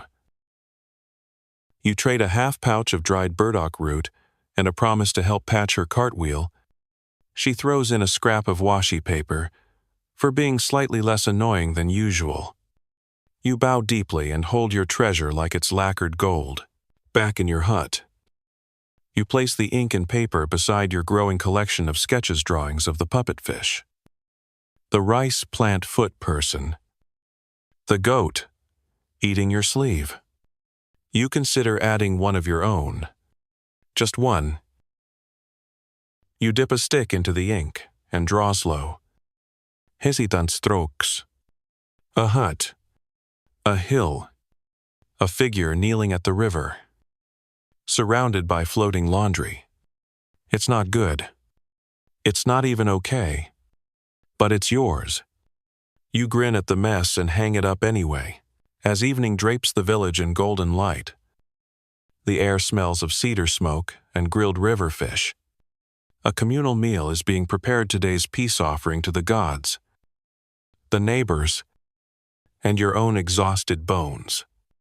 You help peel onions, steer soup, and catch the goat trying to walk off with someone's raw sweet potato. Dinner is a quiet, shared celebration. No festival banners or musicians, just people sitting shoulder to shoulder on mats, sharing bowls of broth, sticky rice, pickled greens, and one bowl of boiled mushrooms that everyone politely avoids. You eat slowly, listening to stories bounce between firelight and smiles. Someone recalls the time lightning struck the old shrine and only damaged the donation box. Someone else insists the crow that visits every Tuesday is the ghost of a tax collector. You don't care if they're lying. You laugh anyway. You walk home under a moon so bright it could be a second sun. You pause at your door, glance up at the ink drying on your wall, and think maybe, just maybe, you've become something more than just a name on a rice ledger. You are known. You are seen. You are learning to see yourself. And as you lie on your mat, the air still holding a whisper of roasted chestnuts and river water, you dream of laundry floating like kites, of goats with impeccable comedic timing, and of ink that never runs out. You wake with the distinct sensation that something is missing. Not a sock, or a bowl, or a cabbage. That would be too easy. No. It's something larger. Vulgaire. Something you can't quite name until you open your door and realize the artist's hut is gone. Vanished. Not burned. Not wrecked. Just not there, where once stood that quiet little structure on the edge of the trees. Now there's only a patch of flattened grass, a few footprints, and a scattering of rice husks that catch the wind like pale whispers. You stare at the spot, trying to make sense of it, as if blinking hard enough might conjure the walls back into place. But no, it's empty. You approach slowly, half expecting a trick, a prank, a note pinned to a tree with an ironic drawing of your stunned expression. But there's nothing, just a silence that feels heavier than the mist. The artist has left. No goodbye, no sketch, no fish. You squat beside the ghost of their home and brush your fingers over the grass. It's cold and damp and utterly ordinary. The villagers don't seem surprised. Some hadn't even realized the artist was there. Others shrug and say, they always go eventually. One woman, the same who once gave you the pickled plum. Add softly, outcasts aren't made to linger. Oh, you carry that with you all day? Every chore feels different with that knowledge, sitting on your shoulder like a crow. You chop wood slower, wash your rice more quietly. Even the goat seems to pick up on your mood and refrains from its usual garden heist. A miracle.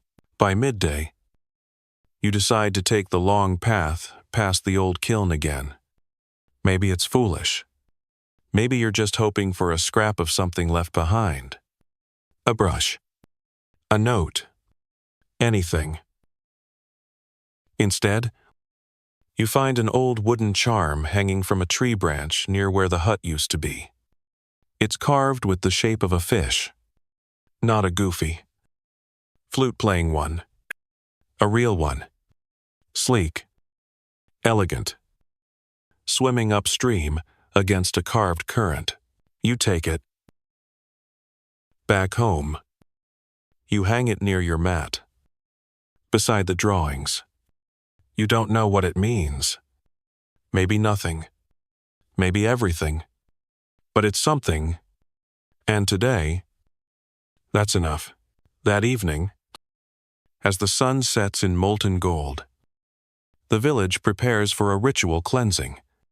The priest, who may or may not have been the fox spirit in that one puppet show Haas, declared that the last rain washed away, not just mud, but also luck.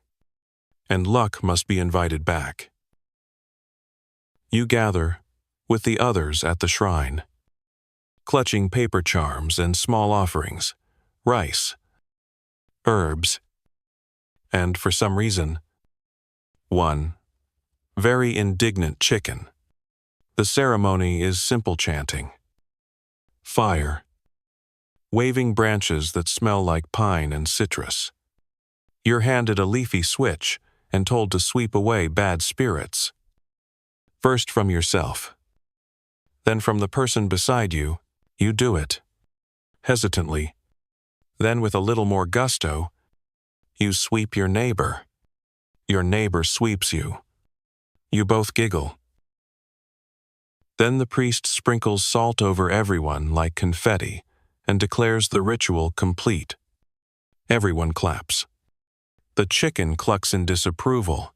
Historians still argue whether these small village rites were authentic Shinto practice or just a patchwork of folklore and seasonal anxiety. You don't care. It works. You feel better, cleaner, somehow, lighter. Later, back at home, you sit by the fire and unwrap the small bundle of roasted beans you were gifted at the shrine. You pop one into your mouth and stare at the fish charm. You think of the artist, their quiet presence, the way they captured you without needing to speak. You pick up your ink stick. You draw, not well, not beautifully, but truthfully. You draw the fish charm. You draw the priest mid-salt toss. You draw the artist's hut. Not gone, but floating, sailing like a boat across a sea of ink. Sails made of paper notes. Mast held together with kindness. You tack it up beside the others. You sit for a long time, just watching the drawings sway in the draft. You think about people who come and go, and those who stay.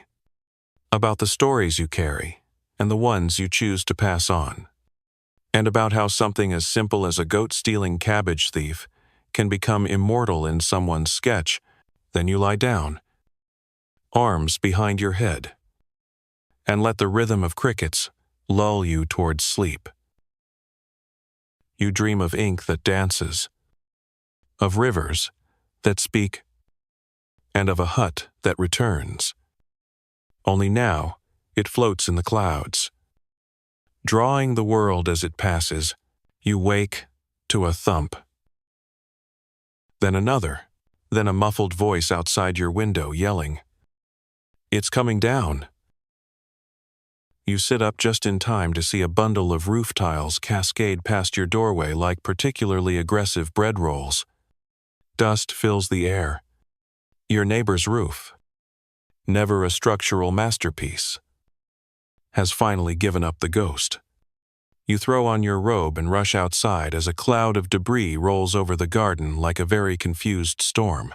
The neighbor mid-40s, formerly smug about having the sturdiest beams on this side of the river, now stares up at the sky with the hollow look of a man who just lost an argument with gravity. A few others gather. There's some pointing, some polite concern. Then the work begins. Because in the village, when one roof falls, everyone brings a ladder. You join the repair crew without question. Fetching rope, securing beams, and climbing up into angles that would make a samurai weep. The roof creaks beneath your feet as you hand over a basket of fresh thatch, the sun high overhead, your hands already blistering. Thatching was both art and labor in feudal Japan. Ritsa straff, bound tight and layered with careful rhythm. He could protect a home for years, provided goats didn't eat it first and storms didn't treat it like a challenge. Historians still argue whether communal roof building was purely necessity or a sign of social harmony. You suspect it's both. Survival plus gossip, wrapped in straw and held together with mutual sighing. By mid-morning, the rebuilding is in full swing. Someone falls through a beamingly halfway. And he's fine, just insulted. Someone else finds a frog living in the rafters. The frog is declared the new god of beams and relocated with honors. You take a break, sitting on an overturned bucket, sipping water from a bamboo flask and rubbing grit from your eyes.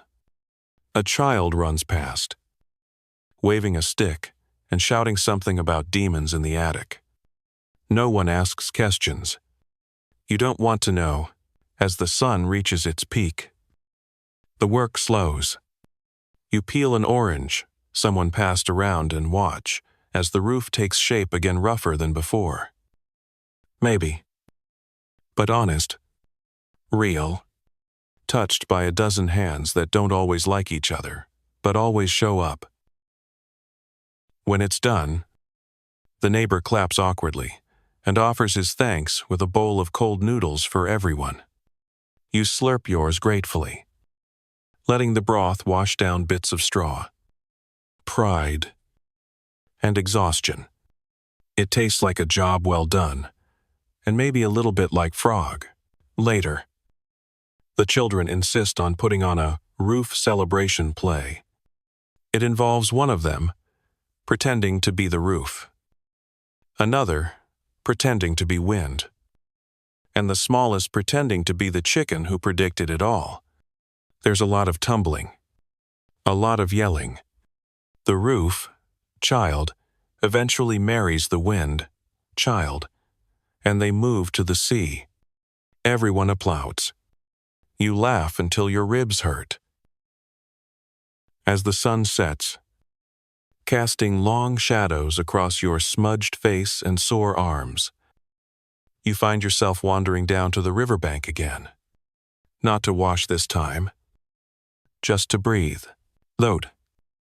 Resting against a tree trunk is a small box. You stop, cautiously. You open it. Inside is a tiny scroll, no bigger than your finger. You unroll it gently. On it, a drawing yourself. Today, on the roof, balancing a beam over your head like a warrior. Your mouth is wide in a battle cry, and your eyes are completely crossed. It's absurd. It's perfect. You grin. The artist may be gone, but they've left their shadow behind. You tuck the scroll into your robe and look up at the sky, now streaked with orange and lavender.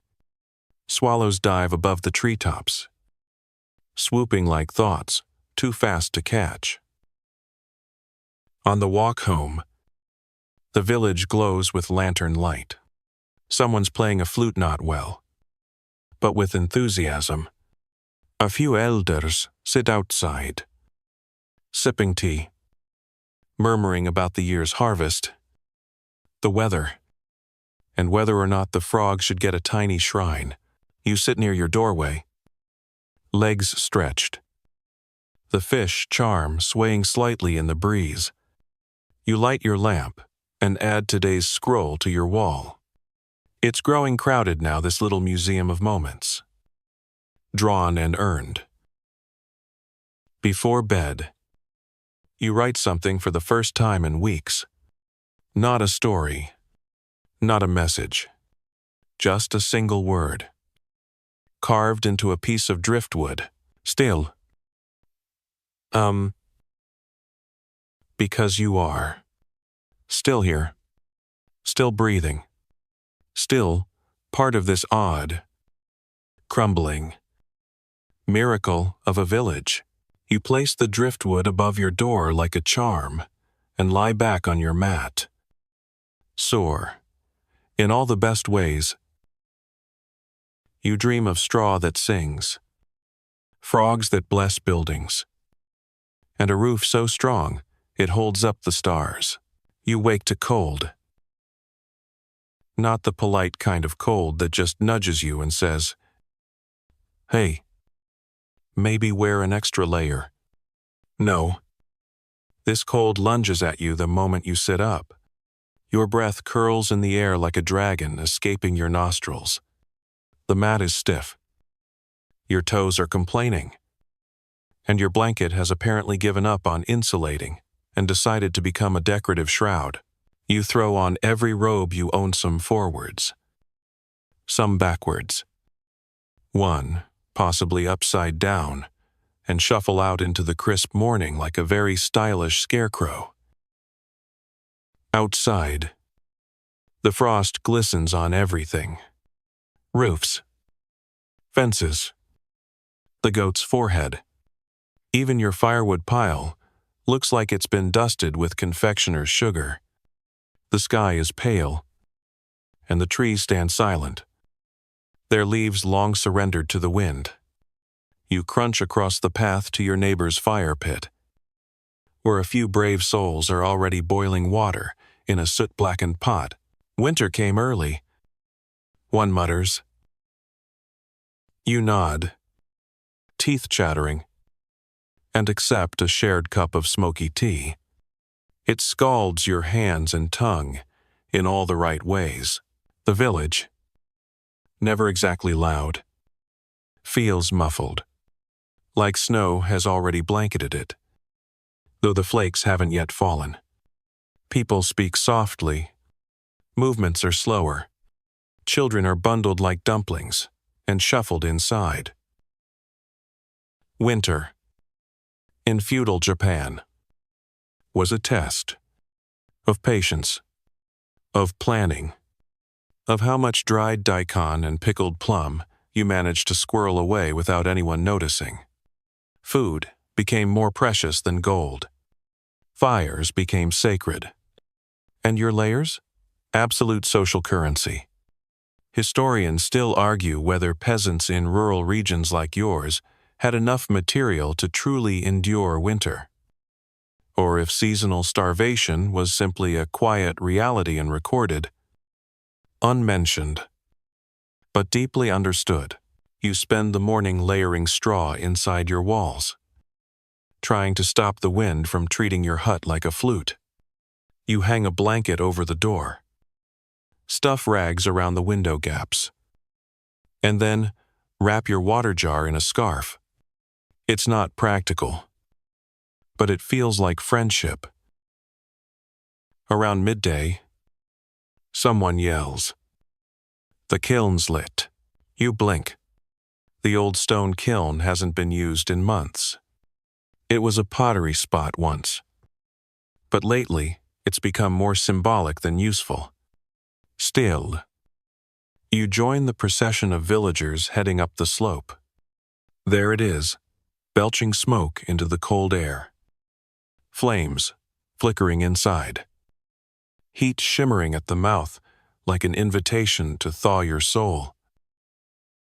Apparently, the priest declared it a fire for the spirit, which, translated, means come here or freeze in existential dread. And you sit in the glow with others, trading stories and silence in equal measure. Someone's carving a spoon. Someone else is braiding rope. An older woman offers roasted chestnuts wrapped in cloth. You take one. It's warm enough to qualify as therapy. The fire crackles. Sparks rise. You lean in until your face tingles. Someone passes around a painted mask of fox. Red and white, with narrowed eyes and a mischievous grin. A child slips it on and begins mimicking the priest's chanting voice. The whole circle erupts in laughter. Then, someone hands you something, a folded bit of paper. Slightly scorched at the edge, you open it. Inside is a tiny sketch. It's the kiln, with everyone seated around it. Ah, figuri simpli. Scribbled, unmistakable. And there you are, right in the center. Legs sprawled. Mouth, mid-laugh. Eyes half-lidded in sleep. You glance around, heart-thumping. No artist in sight. Just faces you know. Steam rising from their breath. Stories rising from their mouths. The artist may be gone, but they're still watching. Or remembering. Or maybe they've just passed their talent to someone else. You don't know. You just smile and tuck the sketch inside your robe. That evening, the cold returns with a vengeance. Wind howls around the corners of your hut, like an angry ghost trying to sell you something. You make a suponian peel. Misopaste. One wilted radish. And 3 mysterious beans you've been saving for no good reason. It's not gourmet. But it's hot. You huddle by the fire. Bowl in hand. The sketch resting nearby. The drawings on your wall flutter in the draft. You think about the kiln's warmth, the laughter, the way everyone leaned in together, shoulder to shoulder, as if that alone might keep winter out. Before bed, you light a stick of incensenate for the gods. But for the chill, the scent curls into the rafters like a protective spirit. You crawl under your blanket pile and tug your robe sleeves over your hands.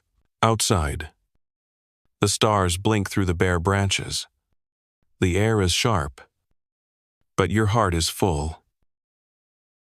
You dream of firelight and fox masks, of kilns that never go out, of winter arriving, knocking softly, and finding you ready.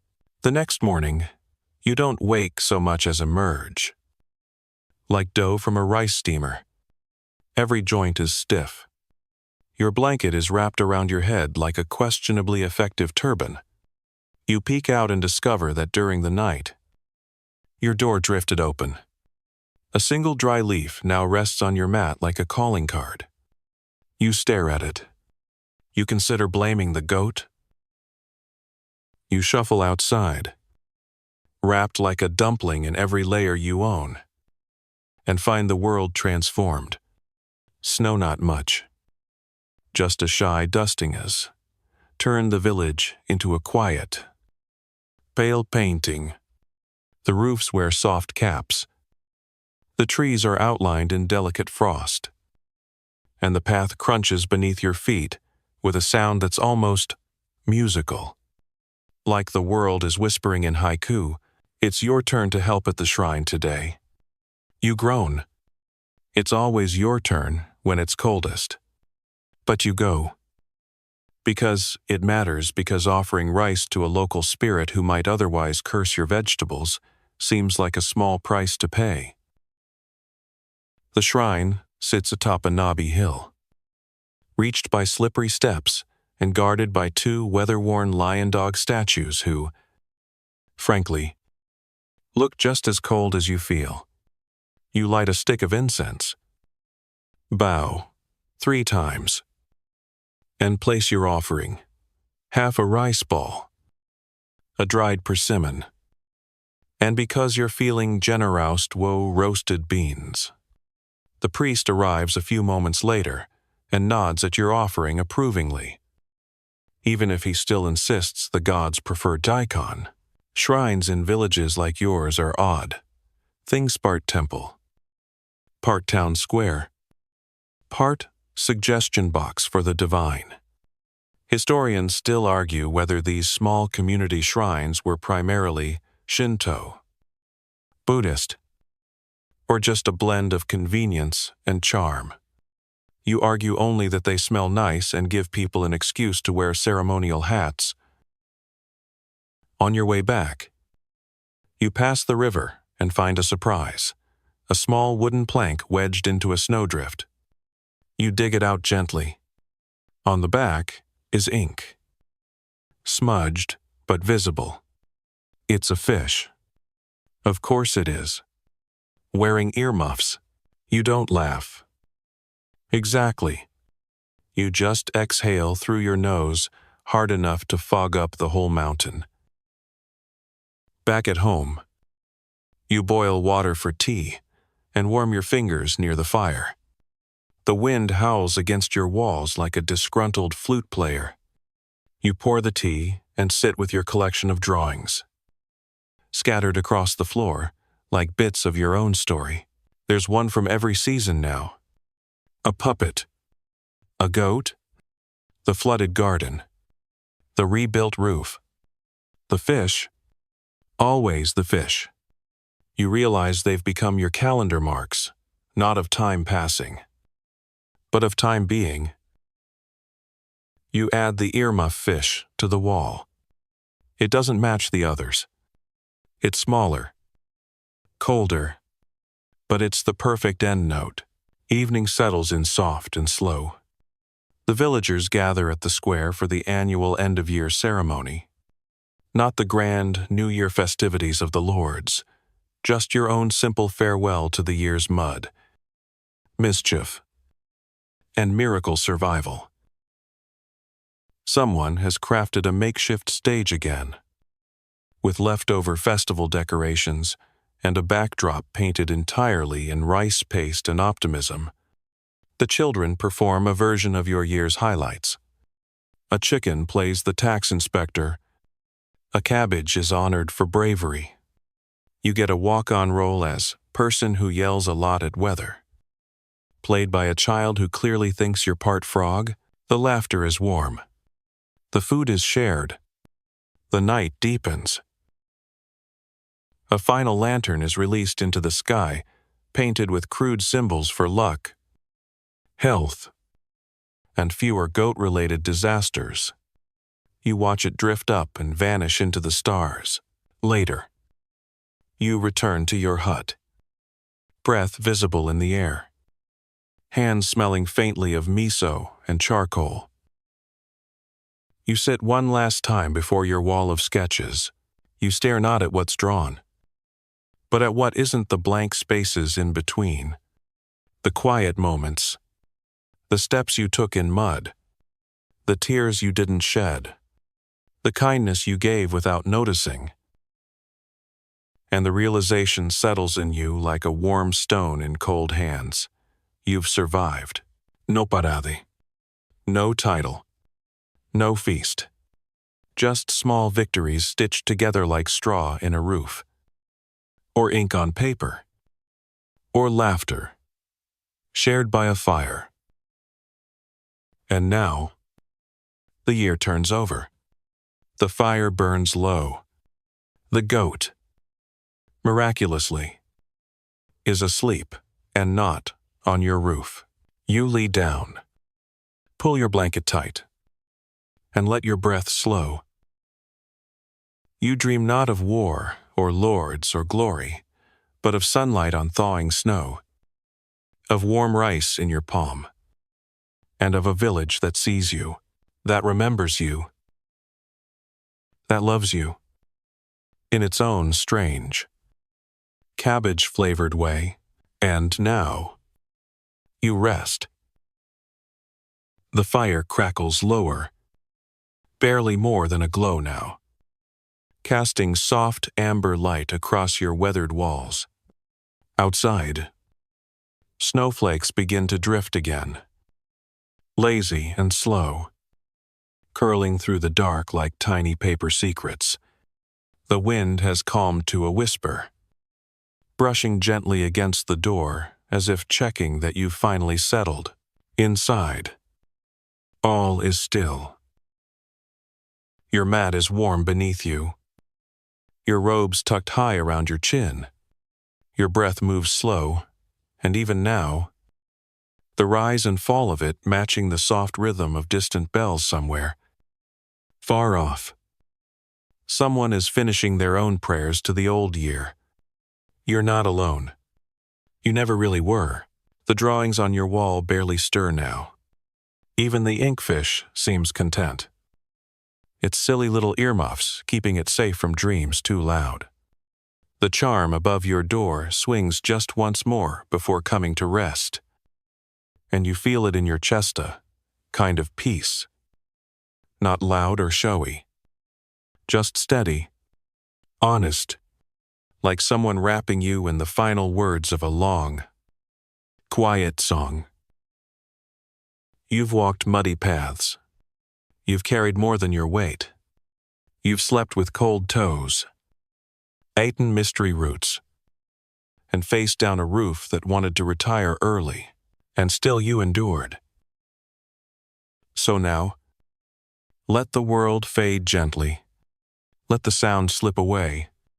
Let your mind soften like thawing snow, until all that remains is breath, warmth, and stillness.